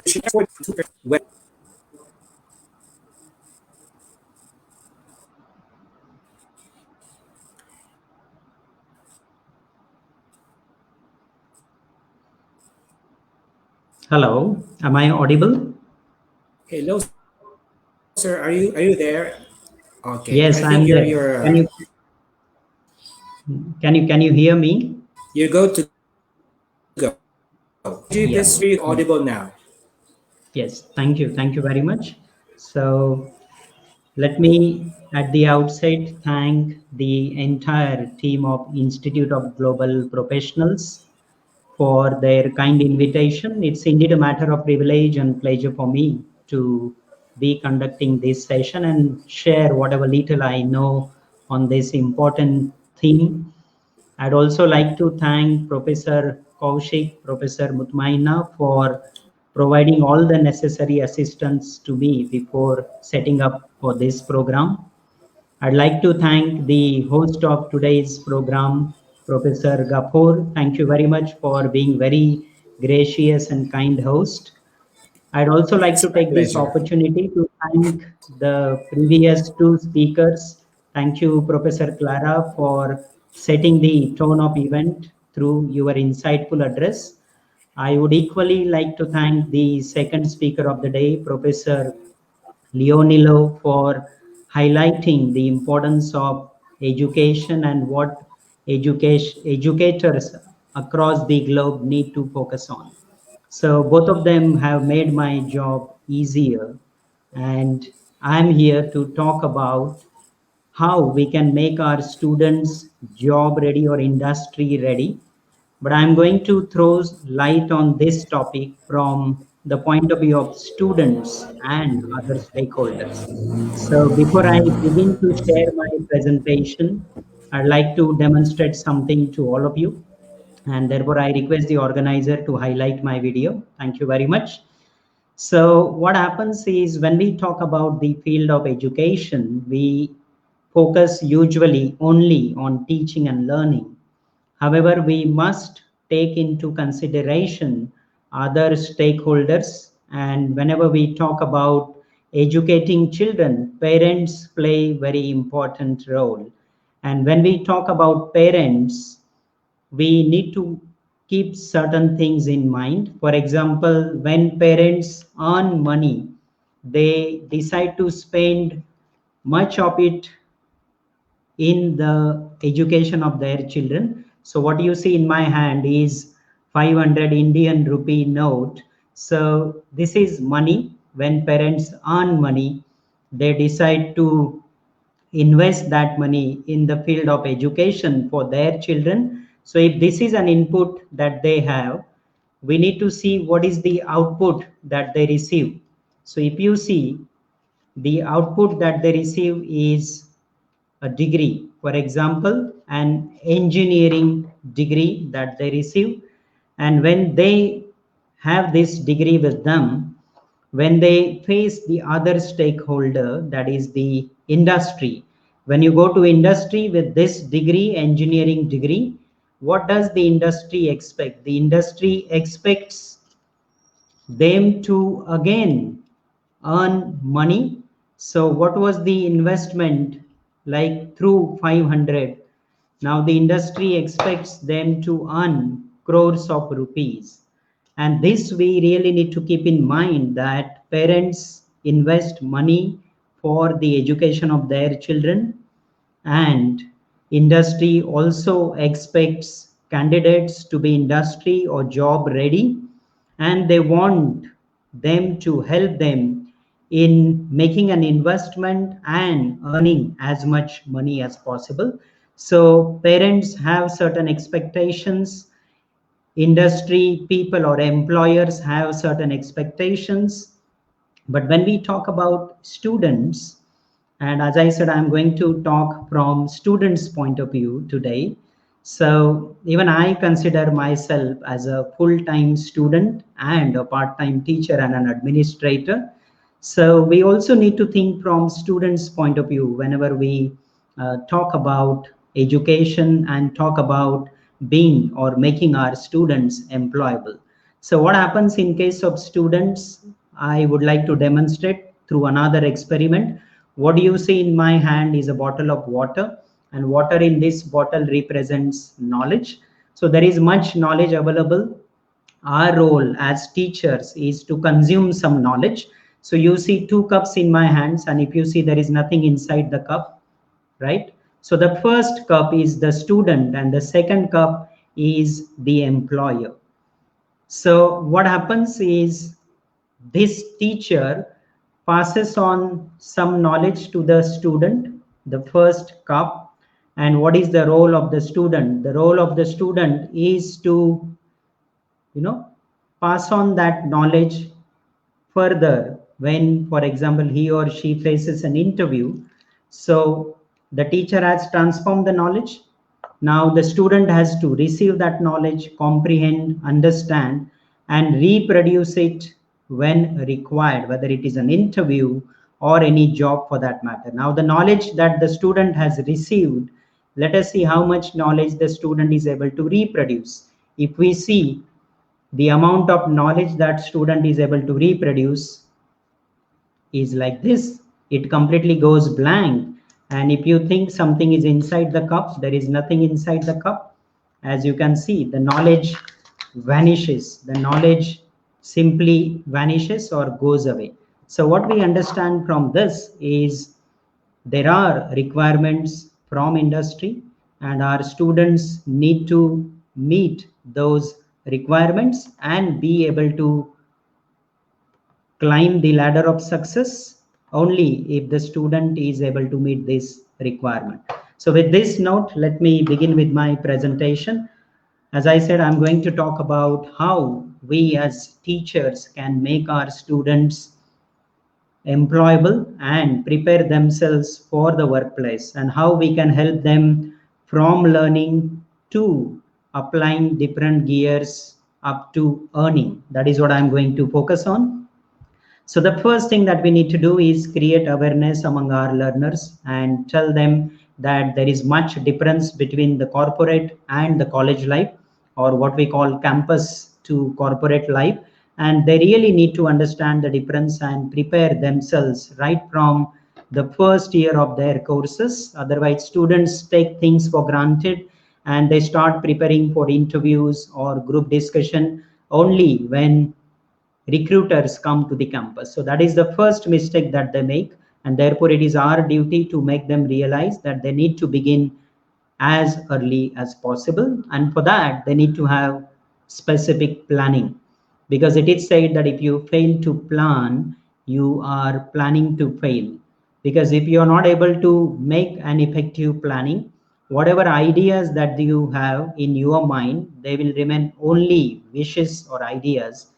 And when we look at the life of the student, what we see is they get so much occupied in their routine or day-to-day activities. When they get up early in the morning, they prepare themselves to go to college, they attend lecture one after another, then they take lunch, and then they have again practicals, tutorials, and this cycle keeps on going.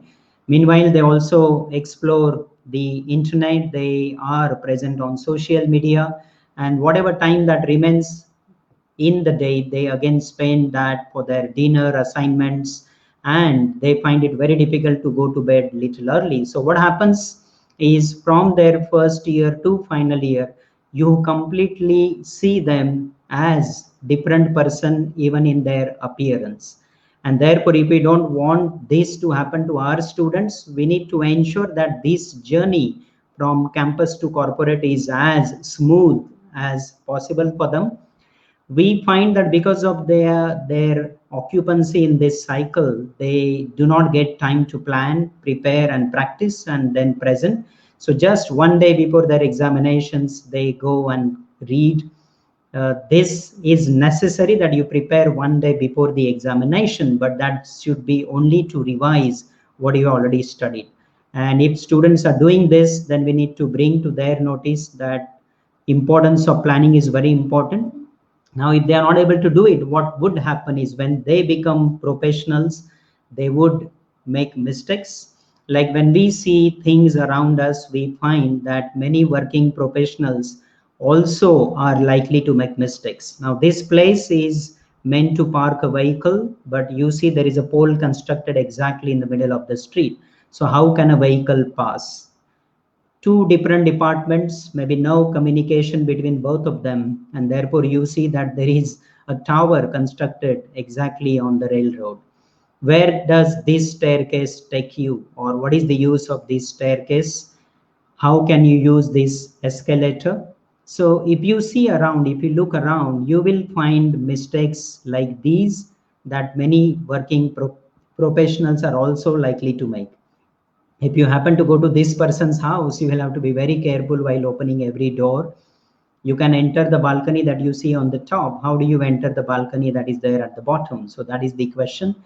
No planning, no estimation of height, and therefore the person has to literally jump to operate that machine. And here the person has to sit on the ground again to operate the machine. So no estimation of height, planning, and therefore it's very important for us to identify such mistakes and ensure that we don't make mistakes, or our students don't make such mistakes when they get into industry or when they become working professionals. Two different teams working on the project, and when the project comes to an end, then they realize that there is a mismatch. This happened because there was a lack of coordination, lack of communication between the two teams working on the project, and therefore such mistakes can be costly. They will result in waste of energy, waste of time, and waste of resources. So whatever barriers are there, that we need to remove them. And as good educators, we need to keep this in mind, that our students are going to become working professionals and they are going to contribute to the growth of the society. And if we do not prepare them well for this, then they would not be able to contribute. So it is said that learning is a stepping stone, right? Making mistakes is a stepping stone to learning. But let us ensure that we don't repeat mistakes that others have already made, and we learn from their mistakes and we also learn from our mistakes. Because when we talk about our students, success for them or success for any working professional requires them to be good at soft skills. So when we talk about any invention, like the 10 best inventions that you see, all the inventors went through this process of making mistakes and ultimately coming up with these innovative solutions. So mistakes are part of learning, but we should never repeat them, because the future of work is going to be quite different than what we see it today. Because with this pandemic, we have now learned how to work from home. In future, it will be work from anywhere. Irrespective of the place that you are at, you will be working from different places. There will be automation, cloud processing, design thinking approach has already been developed, and jobs will not have any limit in terms of age, and people will come together, collaborate, and the future of workforce therefore is going to be completely different in the next 9 to 10 years, because these many people think of all these aspects when it comes to the future workforce. And therefore earlier the problem was with unemployment. There were less jobs and there were many problems in getting good jobs. Today the problem is not with unemployment. The more serious issue or concern is unemployability of our youth, our students, and therefore we need to focus on this aspect, wherein the future is going to be quite different than what it is today. And when we talk about our students or people, what we see is there can be two kinds of people. One, where there are people who have something to say, something very creative, innovative, but the problem is they cannot express themselves. And the other group, where there are people who really don't have much to contribute or say, but if you look at them, they keep on talking, they keep on sharing. So most of our students, as I demonstrated initially in the beginning, lack in soft skills. They are not able to express themselves, and they belong to this first group where they have many creative ideas, but something is holding them back. And that is nothing but their approach towards whatever professional courses that they learn. They focus more on their technical skills or hard skills, but we have to tell them that hard skills or technical skills are absolutely a must, but along with hard skills or technical skills, they also need to develop soft skills, because soft skills play a very important role. With hard skills, everyone will be an eligible candidate for an interview, but it is soft skills which will help them get a job, and not only get a job, but also climb the ladder of success as they progress in their careers. So soft skills are very crucial, therefore, and the early the better we ask them to get trained, they will be able to crack interviews and become job ready. Technical skills can make you a good employee, but soft skills can help you even become a good manager. And as you climb the ladder of success in your career and get promoted, you need more of soft skills than hard skills. And therefore our students may have brilliant ideas, but if they are not able to put them across the table, what is the use of those ideas? And therefore we have to boost their confidence in speaking, communicating, expressing their ideas. And we should try to bridge gaps between industry requirements and what our graduates possess. And this is possible only through soft skills. And while we do this, we as teachers as well as our learners need to be smart, because look at this story. I'm sure you know this traditional story of a thirsty crow who was in search of water and went from one place to another in search of water, but it didn't find any water until it reached at a place where there was this small jar of water. But the problem was the level of the water was very low, and therefore it had no option but to put pebbles one after another, one at a time, until the level of the water could increase and it could drink water. So that is what we call hard work. Nowadays, everything is becoming smart, and our students also need to be smart enough. And look at the modern crow, it doesn't spend time, it simply uses a straw and drinks water. So straw in this context could be technology, could be smart work that they need to do, and even we as teachers need to do. And we can do this by updating our knowledge continuously so that we don't have to take extra efforts later on.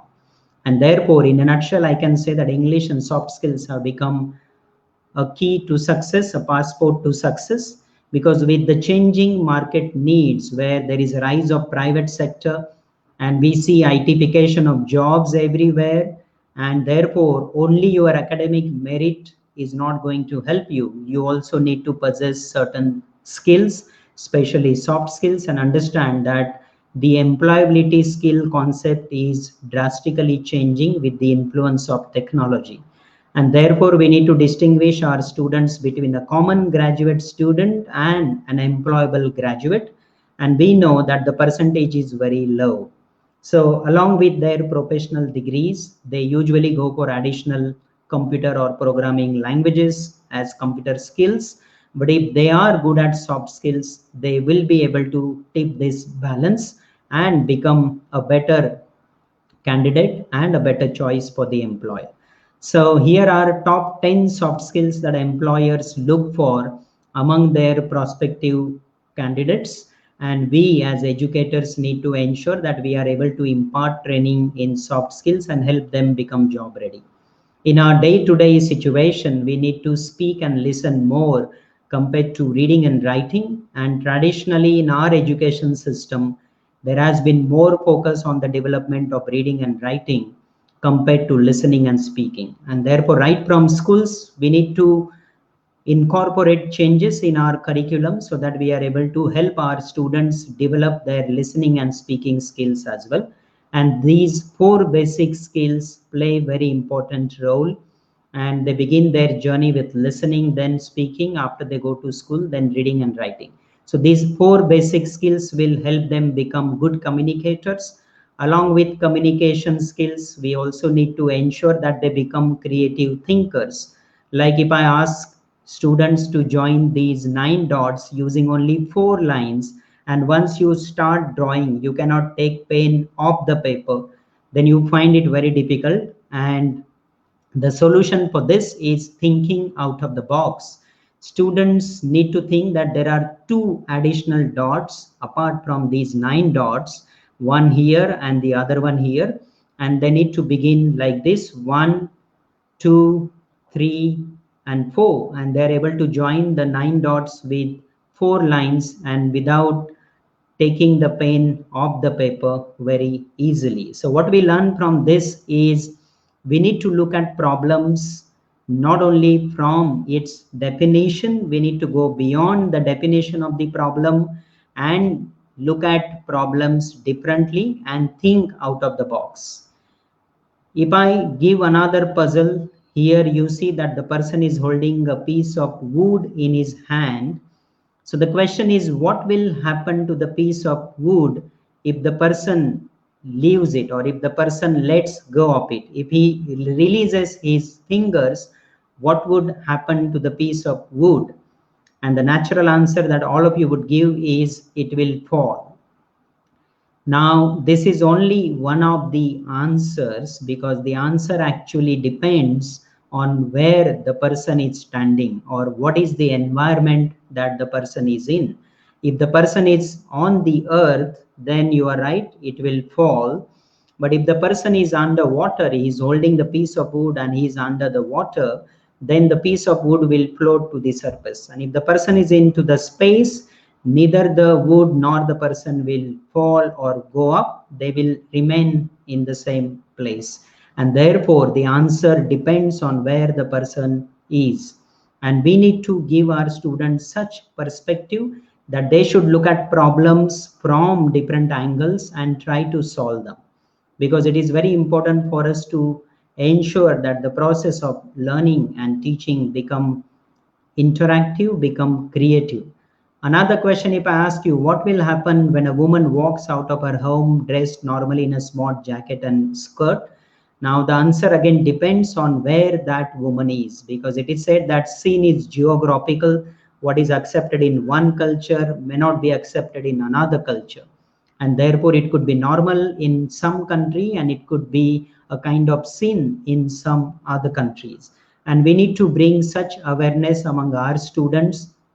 What is accepted in one country, like teenagers buying guns, can be common in one country but can be totally unacceptable in another country. So in a nutshell, we do not see the world as it is, we see it as we are, and we need to bring this awareness among our learners.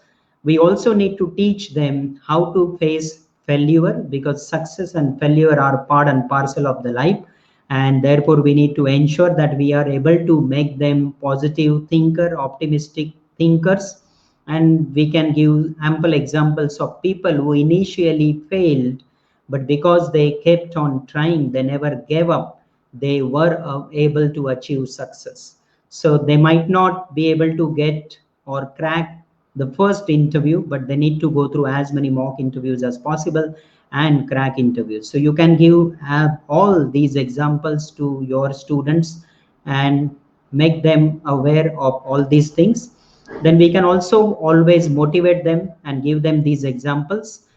The most important key that we need to help them with is never give up, because your destination might be very close, and if you give up, you are going to lose an opportunity.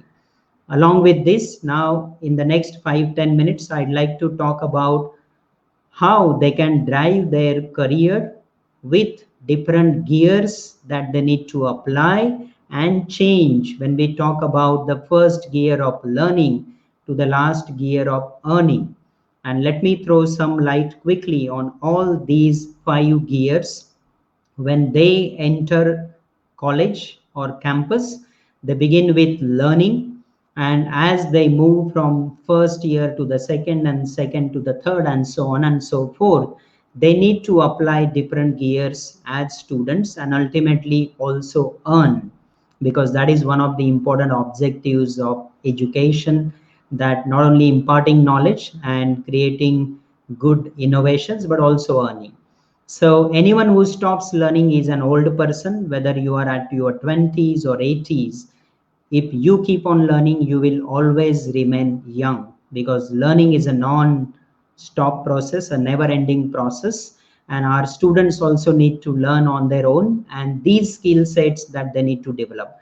Whatever they are learning, if they have interest in it, not only necessity, but interest, and if they are motivated, then they will never get tired of learning. It is a process that they go through. Some learners may be quite ahead than others, and some may be only beginners. So we have to tell them that whatever they learn, they also teach it to other members, because to teach is to learn twice.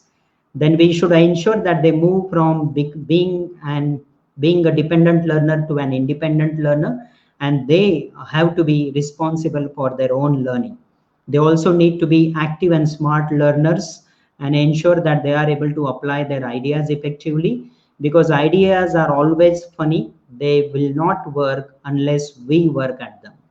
So while they learn, we need to help them with these skills and focus on the 21st century skills as well of critical thinking, collaboration, communication, and creativity. It is said that the illiterate of the 21st century will not be those who cannot read and write, but those who cannot learn, unlearn, and relearn. And therefore, we have to help our students here. Now, while learning, they may have fear of learning and fear of making presentations. So we need to tell them that they can look at this 4-letter word and take one of the meanings. The first one is a pessimist meaning, forget everything and run. But the second one is quite optimistic, face everything and rise, and therefore the choice is theirs. We also need to boost their confidence and help them see the hidden one among everyone, so that they are able to think positively, they are able to think bigger. Now we also need to ensure that while they learn, when they apply this first gear of learning, they are always available online. They use their mobile phones, They like experiments, and they are always connected. Most of them are always available online. And these hypertext minds have many such qualities, and we need to incorporate these qualities in our curriculum and also focus on some concerns, especially with this new normal. Students also have developed these concerns in the process of learning. So as they learn and progress, and as we have influence of technology, we should not be even surprised to see if people in future start using such language. Instead of calling help, the person is saying F1, F1, F1. So future learning is going to be quite different. It will be more of exploration, and it will go global, like we are meeting today at this global platform because of this new normal. Learning will be more adaptive and personalized, but it would be less predictable because there is going to be hyper competitive environment. Maybe in future we might have computers which will be very small like coins, and they could be also in size of wearable computers like our wristwatches. The teacher will be no longer the only source of knowledge, and there will be classes happening virtually where people from different parts of the world will come together and solve problems not solved before. Students might even forget how to write on a piece of paper because they will only know how to type rather than how to write. And education will probably be very free, but personal guidance will be costly. And therefore, with changing times, we know the example of Kodak. We also, as teachers, need to change ourselves with the changing time, because the whole world has become a classroom now, and everyone is listening to us. And while we help our students learn, we also need to bring cultural, cross cultural awareness, and we can give them examples like even a small cultural difference can make a mistake. Like when Parker came up with this advertisement, and when this advertisement was taken to Mexico, the word embarrass also had similar rhyming word in their language, and which had a different meaning. So when this slogan was translated, it changed its meaning, and that is why we need to keep the cross cultural communication in mind as the learning is becoming global day after day. Same thing happened with Pepsi when they took their catchy slogan to China. It completely changed the meaning. Pepsi brings you back to life became Pepsi brings your forefathers back from the grave. Similarly, instead of saying this, turn it loose, it became suffer from diarrhea when it was taken from one culture to another. So we need to ensure that in process of learning, we help our students understand different cultures from high context communication to low context communication. Then we have limited time. If there is an offer that every day $86,400 would be credited to your account, but on one condition, you can withdraw as much amount as you want, but you must spend it. So when we look at 86,400 as amount, then we are more serious. But 86,400 are seconds that we get on day-to-day basis in 24 hours. Now, if we look at our life average span of 70 years, we spend 25 years only in sleeping, 15 years of education, which also involves rest, illness, and everything. We spend 5 years of our life only eating, 3 to 5 years in washroom, and therefore we have hardly 10 to 12 years of time in our hand in which we have to achieve so many things for ourselves, for our country, the nation, and the world. This we have to bring awareness among our students and help them with better time management. The second gear is application. Whatever they learn, they must be able to apply. And here is a small test. What you see on the screen is banana. Now, in the next 5-10 minutes, I will wind up. So please be attentive. So here you see a banana. Now there are four animals who come together and they decide to have a competition. There is a tall coconut tree and there are four animals. Which are they? A lion, a giraffe, a squirrel, and a chimpanzee. So when they come together, they have a competition to decide. They decide that we will have a competition and see who can get a banana from the tree fastest. So who do you think will win? If you thought that the giraffe, the squirrel, chimpanzee, and the lion, who would win? If your answer was the lion, you are a deep thinker, but unfortunately wrong. If your answer was the giraffe, you are a logical thinker, but wrong. If your answer was the squirrel, you are an optimistic person, but again, unfortunately wrong. And if your answer was the chimpanzee, you are absolutely wrong, because bananas don't grow on coconut trees. Initially, I said that it was a coconut tree and the animals decide to get a banana. So how can one get a banana? So this is what is important, having knowledge, but applying that knowledge is very important, because knowledge will have no value unless we put it into practice. Because remember, knowledge is not going to be power unless we apply it. It is like paint, and it will not do any good unless it is applied. Look at this, art of designing a nest. Which engineering college, which degree does a sparrow like this have, that it is able to build so beautiful nest like this? This is what we need to help our students learn on their own, because the economic resource is not going to be only capital and natural resources or labor, it will be only knowledge. So the third gear, as they move from learning to applying, they also need to solve problems. And for that, they need to ask these questions to everything. And every learning, real learning, will not happen or will not be complete unless the student is able to apply the knowledge and start solving problems. Any simple problem like this, which direction is the bus going? Some of you may say left, some of you may say right, but it is going to right, because if I have to get into this bus, I should find the door, and if I can't see door from this side, that means the door is that side, that means the bus is going to my right hand side. What is the number of the parking slot? We just need to put the picture upside down and apply our logic. So solving problems not only individually but also in team, because it is no longer going to be working in a dark corner sitting alone, but working with team, irrespective of the field that you go into. And once you solve problem and offer different solutions, then you can easily apply the next gear, that is the gear of creating. And here you can create inventions, innovations, and this is where we will feel very happy, because students are able to contribute to the knowledge that exists. So their plan may look very simple, but they will go through all these ups and downs as they go ahead. But education is the path to innovation, and therefore their creation of knowledge is very important. Then they also need to ensure that innovatively they use different methodologies. Like as teachers during this pandemic, we could come up with many such creative solutions and ensure that the process of learning continues. So teachers can also become innovators. Students also became creative thinkers and innovators during the lockdown when they had to attend online classes. But we need to channelize their creativity into possible innovations that we have not witnessed even.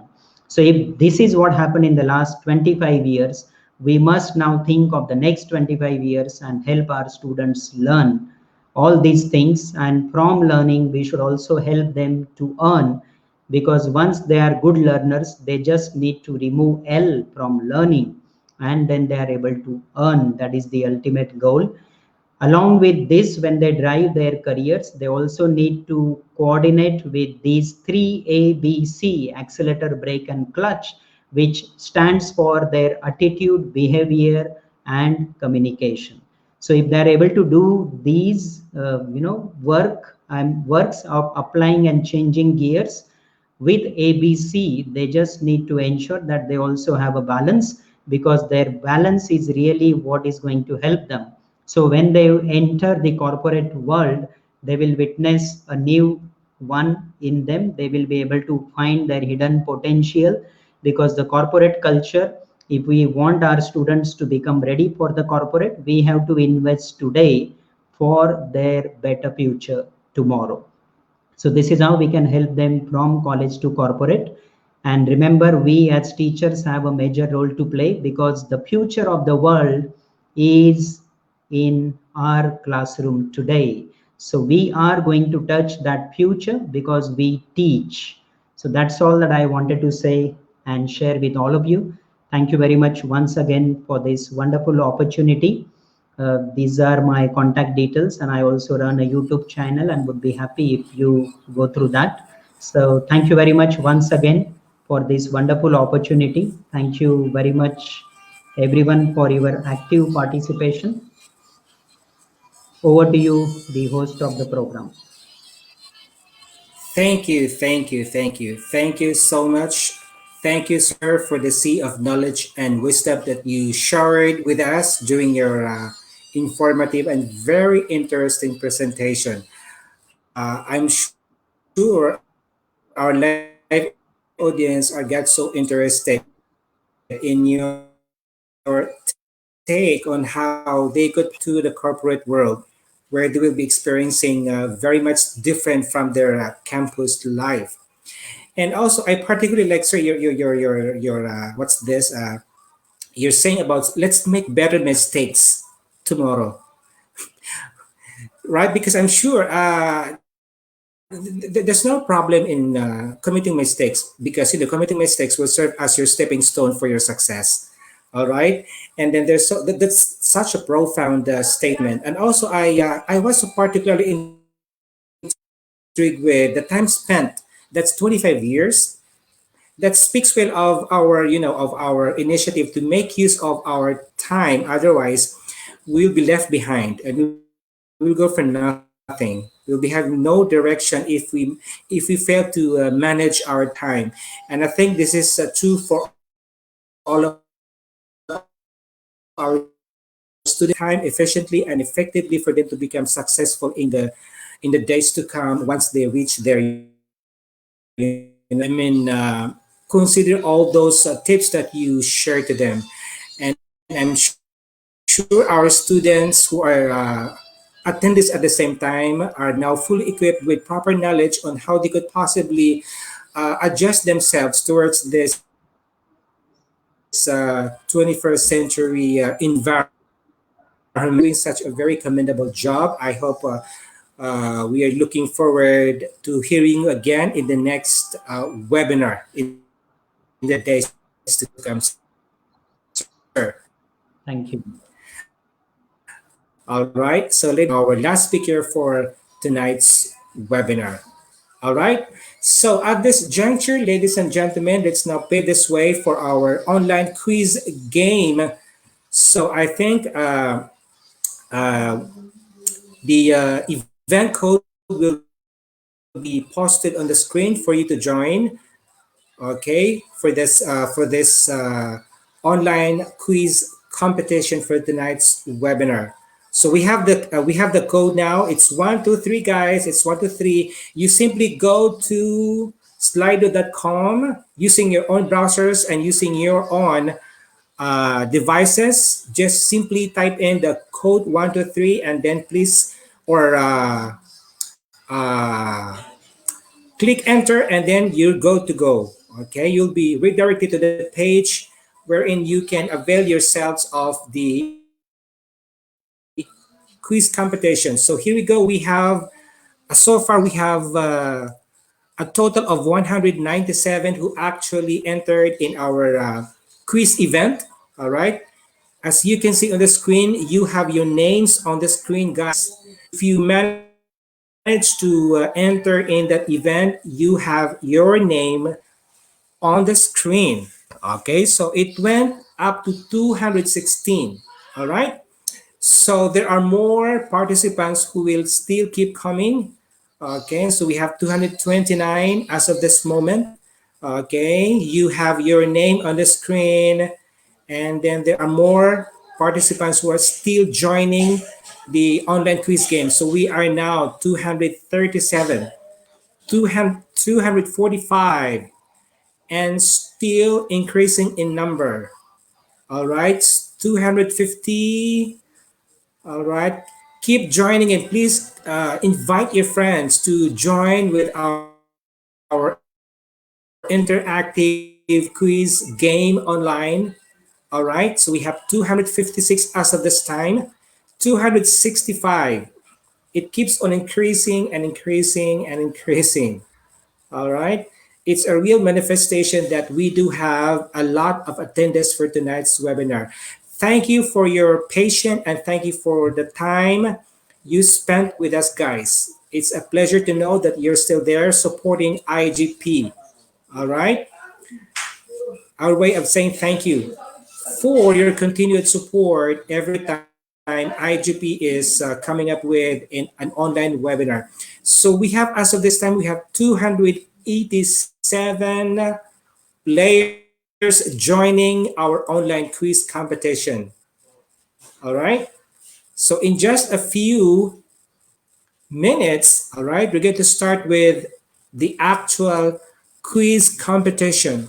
We will be displaying the question, and you will see right at the front of your eyes, okay, the correct answer, and you can see for yourself if you got the correct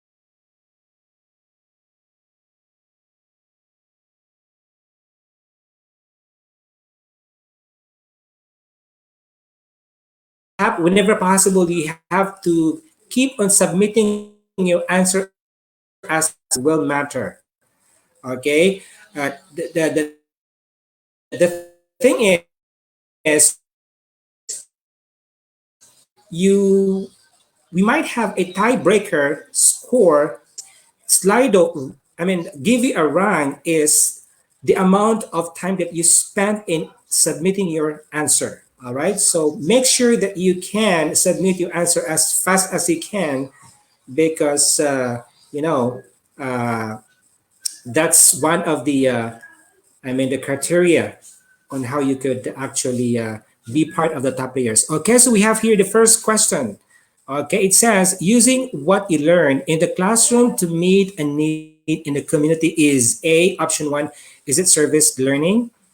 Is it negotiation, charity, leadership? Okay, let's find out what's going to be the correct answer. 64% of our attendees say service learning, and service learning is the correct answer. So, congratulations, you get the first question. You get a first correct answer for the first question. Now, let's proceed with the second question. All right. And apprenticeship combines classroom instruction with, is it A, appetite, B, selling ships, C, technology, or on-the-job learning? Is it appetite, selling ships, technology, or on-the-job learning? Okay, which do you think is the correct answer? And apprenticeship, okay, combines classroom instruction with, according to our live audience, 58 said it's on the job learning. Okay, let's find out which one is the correct answer. That's on the job learning, by the way. I'm sorry for that. The correct answer is on the job learning. 58% of our live audience got the correct answer. All right. So let's now proceed to question number three. Reasons to read in the workplace include all but except getting to know coworkers, staying informed, following procedures, or making decisions and solving problems. Reasons to read in the workplace include all but, okay, majority of our participants say making decisions and solving problems. So let's find out if you guys got the correct answer. All right. Okay. Again, I have to remind the participants to please keep on submitting your answer as fast as you can because, all right, we have the answer. It's getting to know coworkers. 38% of our live attendees got the correct answer. All right, congratulations. So that's for the third question. Let's now proceed with the fourth question. The question says formal communication should be used at the workplace at all times. Is it true or false? Okay, true or false? And then time is up. Okay, it's time for us to find out which one is the correct answer. Is it true or false? And let's find out who voted on the true option. 71% of our live attendees says it's true. It's true. And that's the correct answer. All right. Meaning to say majority or 71% of our participants got the correct answer. All right. So congratulations for getting the correct answer. Number four question, I think, or five, educators can use gestures in the classroom. Option, okay, we have, is it for clarity? Is it for location? Is it for size or shape? Or all of the above? Educators can use gestures in the classroom. Is it for clarity, for location, for size or shape, or all of the above? So we only have, okay, so we have the result on the screen. 82%, which I think 82% of our participants got the correct answer. It's all of the above. All right. And that's the number five. Okay, we have the leaderboard showing us the top players. All right. You have the name on the screen. All right. Now for the number six question, it says the discussion board is like a workplace and is meant to be professional. Is that true or false? The discussion board is like a workplace and is meant to be professional. What do you think, guys? Is the correct answer? Is that true or false? 95% of our live attendees, live audience says it's true. And that's the correct answer, fortunately. Congratulations for getting the right answer. All right. And that's for the number six questions out of 10 questions that we'll be providing you guys.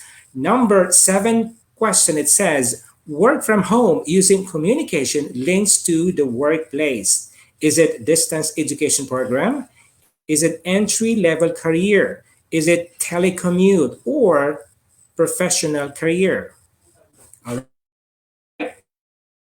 Now let's find out which one is the correct answer. Here we go. Here we go. All right. The correct answer is telecommute. Unfortunately, only 9% of our participants get the correct answer. All right. It's telecommute. Work from home using communication links to the workplace. That's telecommute, according to slido.com. We have the leaderboard on the screen with the result and score of the top players. All right. Number eight question, the skills that help you fit into the workplace and be a team player are employability skills, breathing skills, cleaning skills, or talking skills. Okay. All right. There you go. Mhm. Majority or 76% of our live audience says it's employability skills, and that is the correct answer. Congratulations, you got it. You got it, guys. We have the score on the screen with the score of the top players. We have Rogelio. Okay, let's go back to that later on. Next, the ninth, second to the last question, it says all of the following are workplace activities that involve interpersonal skills, except working independently, negotiating, leading, or teaching others. All right. Is it working independently, negotiating, leading, or teaching others? Okay. 70% or majority of our participants says working independently, and that is the correct answer. All right. Round of applause. Okay, we are getting closer to finding who's going to be the winner for tonight's interactive quiz game. The last question says a training program that combines classroom instruction with paid on the job experience is internship, apprenticeship, entrepreneur or career? Is it internship, apprenticeship, entrepreneur, or career? All right. I hope internet connectivity is friendly with us so that we can continue our quiz competition online and also with our question and answer segment portion happening at the end of this webinar. Now let's find out. Okay, so we have the winner on the screen, Neil John Diaz. Our champion is Neil John Diaz. Congratulations, Neil John Diaz, for being the champion for tonight's quiz online competition. for tonight's webinar. All right. And so we have other winners. We have Mariam Gala Garcilano. We have Maria Crisel Alfonso, Rogelio Batong Malaki Jr., and a certain EWAP. If you notice, guys, you have the same score. There is a tiebreaker going on. But unfortunately, what makes it differ is the least amount of time that you incurred in submitting your answer. You look at Neil John Diaz. He spent 1 minute and 34 seconds in submitting his answer. That's why he landed the first round. Okay, he's gonna be our champion for tonight's quiz game or quiz competition. All right, so there you go. So in as to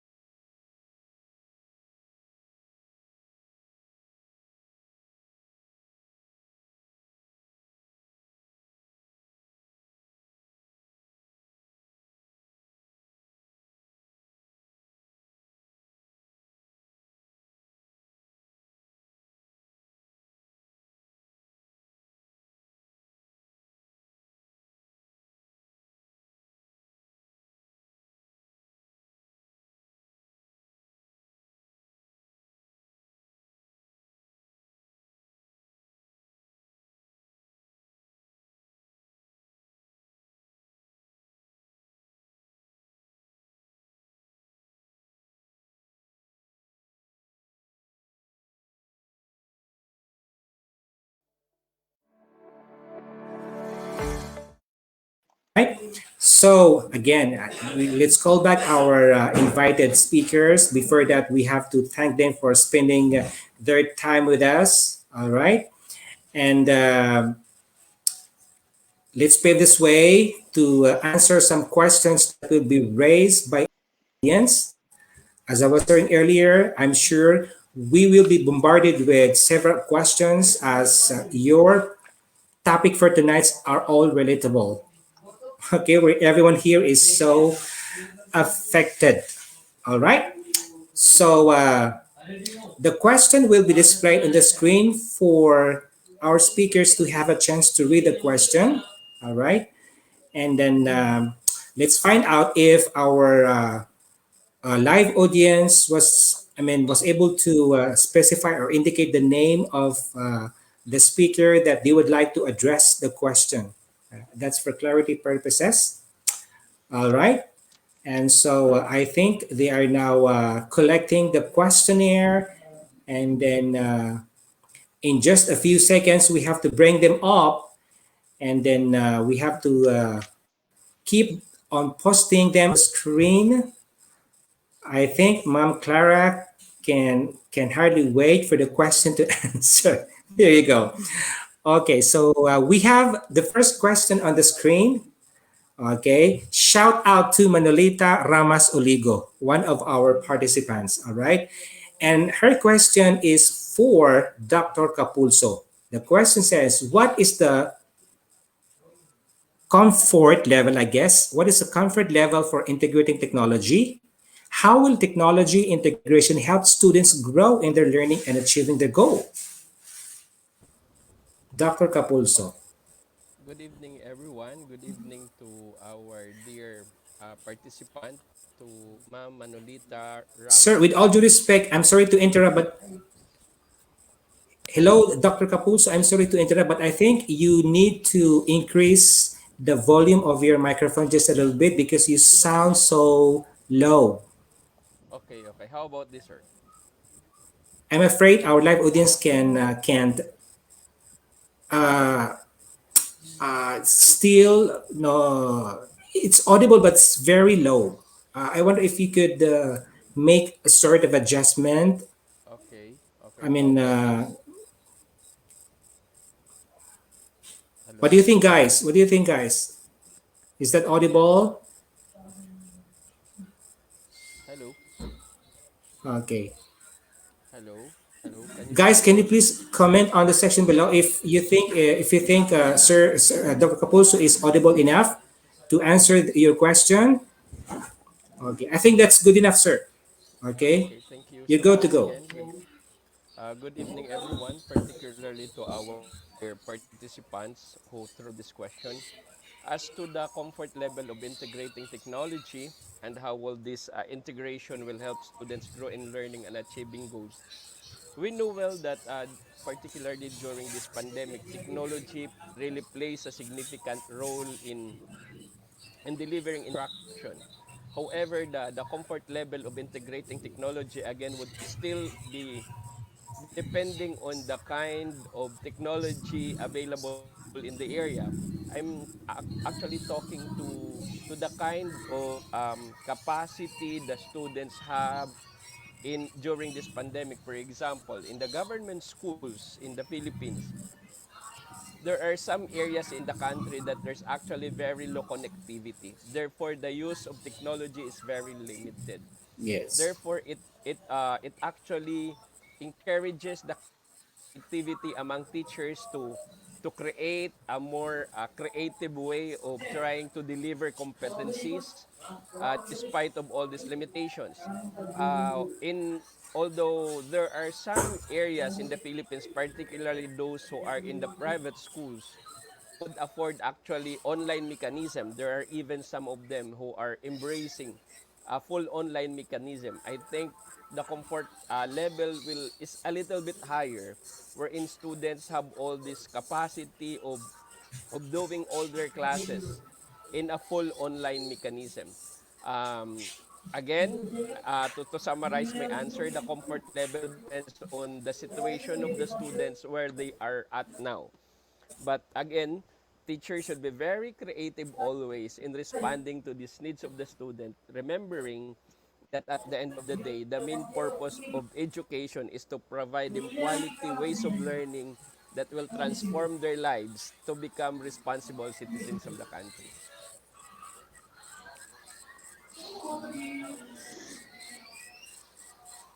Okay, thank you, sir, for that very insightful answer. Now we have the next question from Nomer Francia. Hi, shout out to Nomer Francia, one of our live attendees. And for speaker number three, and that's Sir Atul, Dr. Atul. Yes. Impatient to work or hard worker but weak in academics? Again, which is more important? Good at academics but impatient to work, or hard worker but weak in academics? Yeah, thank you very much for asking this very pertinent as well as challenging question. So let me be very frank with you, because we cannot measure success of any person only by having only one parameter.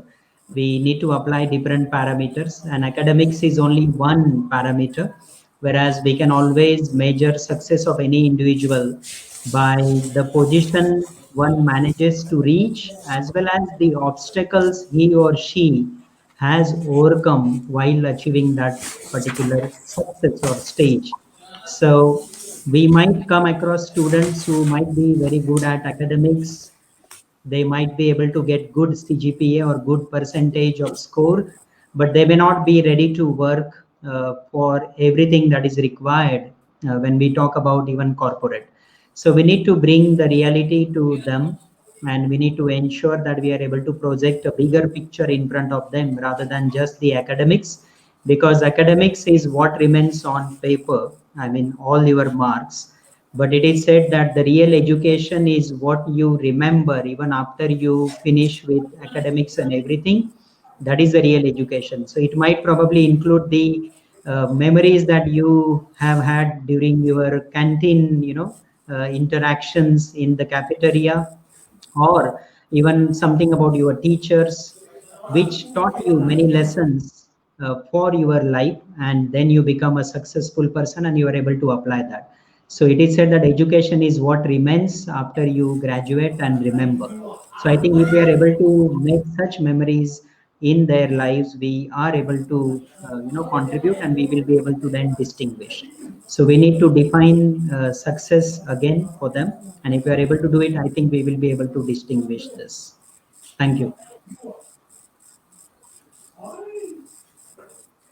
All right. Thank you, sir, for that insightful answer. And I think we have another question this time from Mom Manolita Ramas Olego. Shout out to you, Mom. And this question is also going out to Dr. Patil. In what way can our knowledge economy survive the new age of pestilence? Yes, thank you very much for that question Sir again. Patil? Yes. Yes, yeah, yeah. So thank you very much for this another interesting question. Knowledge economy, as I talked about, different gears of learning. Applying knowledge is something which is very important, and solving problems around us and contributing to the growth of the society is what is expected from education. And therefore, this knowledge economy is certainly going to be there forever.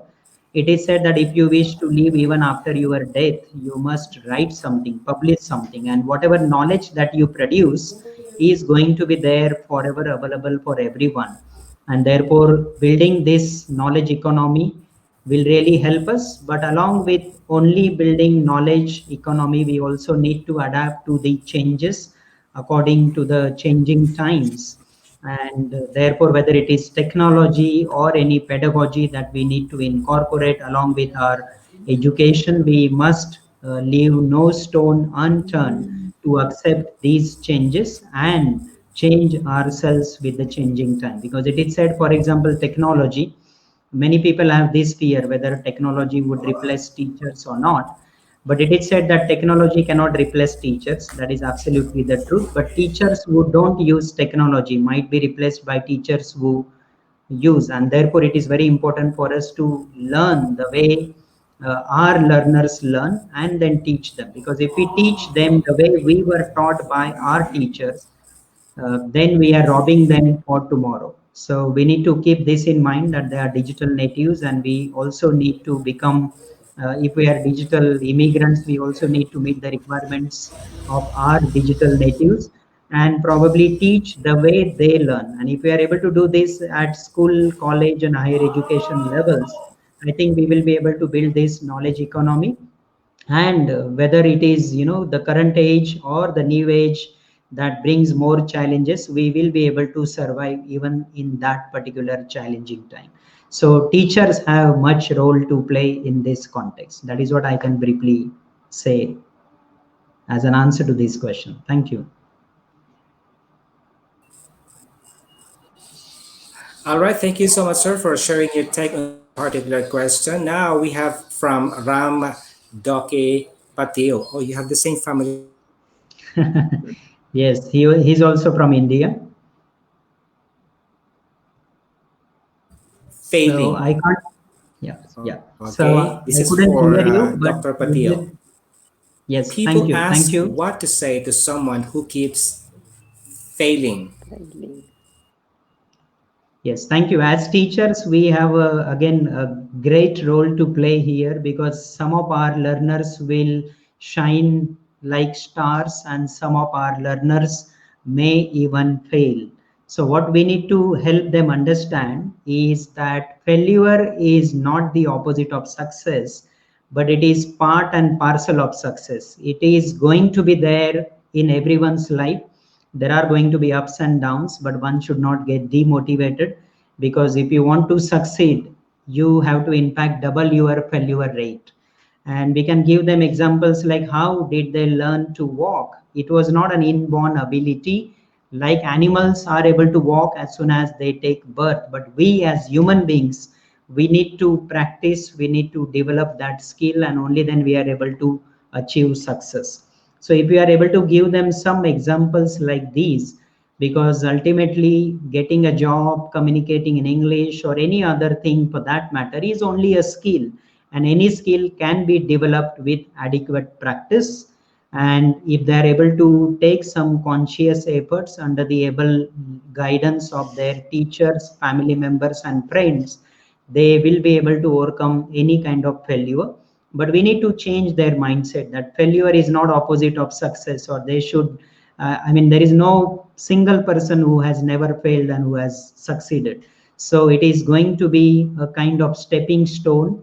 The only thing that we have to ensure, as I said in my talk, is they should not repeat mistakes. If they fail once, they should always take efforts to overcome that failure and ensure that it doesn't get repeated.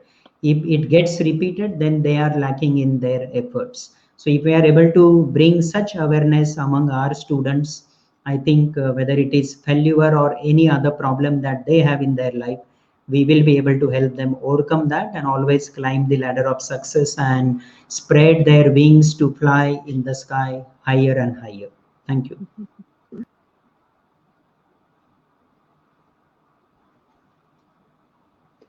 Is it possible to change something that is already embedded in the country? I think, okay, so Mr. Alaya Erica Empok Marquez, thank you so much for your question. Am I audible? Yes, yes, Yes, you great. are. Great, because I Mhm. changed. Is it possible to change something that is already embedded in the country? Well, if you're talking about any kind of change, I mean, we just look at the pandemic. It's changing everything, and all the industry are this, right now are going through a tremendous change. So, if you refer to curriculum, change and alignment to the needs of employers. Of course, this is why we bring to the policymakers some scientific data to allow them to make the necessary change in terms of training curriculum. Of course, such a change is not immediate unless it's something that it's a program that is tailor made and it's for a specific employer, and you can operate those kind of changes more, in a quicker way. But of course, if we are talking about the national curriculum of a country, it takes time and it takes also. I mean, one needs to have the necessary scientific data on which to base such a change. So I'm not sure exactly which part you refer to. Maybe you can clarify to what kind of change you refer to, and I would be very happy to comment again.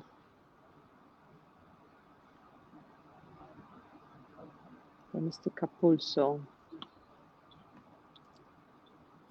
Okay, so to Sir Nomer Francia, you're asking how can learning be successful if students or parents and housemates are illiterate, particularly in modular modality? I am a product of a poor family in the Philippines. My mother and father weren't able to graduate elementary. I learned my basic education from a public school back in Capiz. That's actually the central part of the Philippines. I have I'd been teaching for almost 20 years, and I'm in 7 years now in the Department of Education. And as an advisor, I even long before the modular modality, there were some parents and guardians who could hardly understand basic literacy, but it doesn't deprive students to learn. Um, Although I know if Sir Francia is coming from the understanding that it takes a village to educate a child, meaning that parents and all other educational stakeholders have a very significant role to play to really provide quality education. But I think just like university is not an indicator of success, um, the kind of education that the student learn and eventually apply in life will first start from his own personal self-efficacy. If the student is determined to learn and he knows the reason why he's doing this, just like what Dr. Patil was saying, if the student is determined that I'm doing this studying because I want to become better person from what I am today, I think it will not be a hindrance regardless of what the parents are. Even people surrounding the student is not or are not able to read or write, as long as he is surrounded by people. Now, Dr. Patil was actually saying that technology will never replace teachers, but teachers who doesn't embrace technology can be replaced by teachers. So embrace technology. So even the absence of illiterate parents, if students is determined to embrace different modality, like for example, by embracing the important role of technology and multimedia and social media in trying to get quality education, I think that will not stop from that particular person to become a better person in the future. Thank you. All right. Thank you, sir, for sharing your thoughts. I'm sorry, but I'm having an intermittent connection here. Okay. From Del Carmen Reyes Malata Alona, and this is again for Sir Patil. What would be your advice to those professional but still unemployed, even though they are already licensed in their profession, chosen profession? Yes, thank you very much. Anything that we do in life, we need to focus on planning. It is said that if you fail to plan, you are planned to fail. That is what I said in the beginning of my presentation. So, as professionals with adequate qualification and skills, if you are still not able to get good job opportunities, you need to think of creating new opportunities for yourself. First of all, there is a cutthroat competition, so everyone may not be able to get job, but can we relook at everything that we have and create newer opportunities? Like as teachers, we can think of having different sources of income and probably even having passive income sources by writing books, by taking up assignments of proofreading, editing, and the list goes on like this. So first of all, if you are confident that you have that qualification and those skills, you need to think of other opportunities. And if you do not have those skills, then you need to ensure that you are able to build on those skills and you are able to be a different candidate from the rest of them. Because in this cutthroat competition, you need to show how All you are right. an outstanding candidate. So I think with this, you will be Okay. able to do. Yes. Thank you. If I can What's add going on something. here? Yes, please. Yes, I'm the Yeah, I I'm actually understand you, ma'am. the I read your message. You are draining your battery. Yes. no, no, no, no. I just wanted to comment I think on we're the done with the. I just wanted to comment on the question Yes. actually, because I'm the perfect Yes, example of yes, what ma'am. happens to people who are Yes, exactly. overqualified. I was in Go Luxembourg, on, go. so just finished my MBA in 2003, and I was overqualified. So I had already a master, I had an MBA with a double concentration. I have had already two companies. And actually, I wasn't able to find a job in Luxembourg just because people were looking for when you're young, they are looking either you are requesting a lower salary or you are a little bit experienced, and then they are willing to go ahead and offer you a higher salary. But being so young, and also in the same time, I needed a work permit, which is maybe also for you the case when you want to go to a Western country and look for employment. It's a little bit challenging. So I wasn't able to find a job for a few months, and then I just set up my company. I started first with certain services. I did it online in the UK. It was not even, I didn't even leave there, so I just created it online because you are able to do that online. So I just set up outsourcing partners limited in the UK, and I started. Then I opened a branch in Luxembourg, and then from there everything evolved. But just to give an example, that if you are confident, like Mr. Patil said, yes, if you're confident, if you have if you're highly educated, you're licensed, you could have, doesn't really matter how many diplomas you have, but you really can use the skills and knowledge and expertise and ideas that you have to create something and to show your worth in the society. And then eventually people will come to you or not. Maybe you'll be happy as an entrepreneur. Like I'm still an entrepreneur after 20 years. So yes, you don't have to be discouraged. There are always solutions as long as you invest continuously in your education and you have different experiences, work experiences, like Dr. Patil has suggested. I mean, this kind of writings and participating in conferences and sharing your knowledge with the world, that can always give you extra visibility and maybe help you to find employment and to ensure it for the long term. Very true. Thank you. Thank you very much, ma'am. I can just say that we need to have multiple plans. And if plan A doesn't work, please remember there are 25 more letters of Letters. the alphabet. So if plan A doesn't work, go for plan B, C, up to Z. Thank you. All right.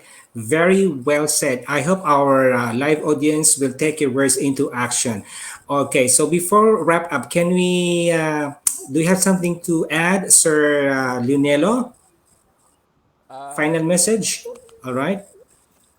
I would like to thank Yes. Institute of Global Professionals for organizing this kind of webinar, which was very actually insightful. To all my colleagues here, Dr. Patil and Ma'am Clara, thank you for sharing this venue with me. I hope to collaborate with you soon. To Sir Gafor for facilitating us, thank you for very generous introductions of us and for catering for all It's the my pleasure, questions of sir. and to all our listeners and viewers via live streaming. We hope that we were able to touch you and impart some knowledge, and we will continue to learn together so that at the end of the day, we come out much better person even after the pandemic. So once again, good evening from the Philippines. See you soon. Yes. Yes, we hope we could invite you for another series of webinars, and we hope to have the same. The same as engaging as like what you're having right now in the days to come. All right, we do expect that we could have another. Interaction in the coming days. So. For that reason, at this juncture, I think that concludes our tonight's webinar. On behalf of the Institute of Global Professionals, we would like to express our healthy thanks and appreciation for our eminent speakers for taking time off of their busy schedule and join us tonight. To Miss Daniela Lacramiwara Clara Muraru from Luxembourg, to Sir Leonelo Basas Capulso from the Philippines, and to Dr. Atul Patil from India. Thank you also so much for spending your time with us. It's a pleasure to know that you are sharing you're sharing to us your knowledge and wisdom, especially to our live audience who are so well interested in gaining knowledge. Okay, especially pertaining to topic about the new normal setup, the 21st century, the new market demands and everything. Again, thank you also so much for spending your time with us. All right, and this has been Gafor Panimbang, your host for tonight's webinar, saying thank you and see you in our next webinar. By the way, before wrap up, we'll be showing you the upcoming webinars. This is live audience, please do mark your calendar and join us again for our next upcoming webinars that will be displayed on the screen.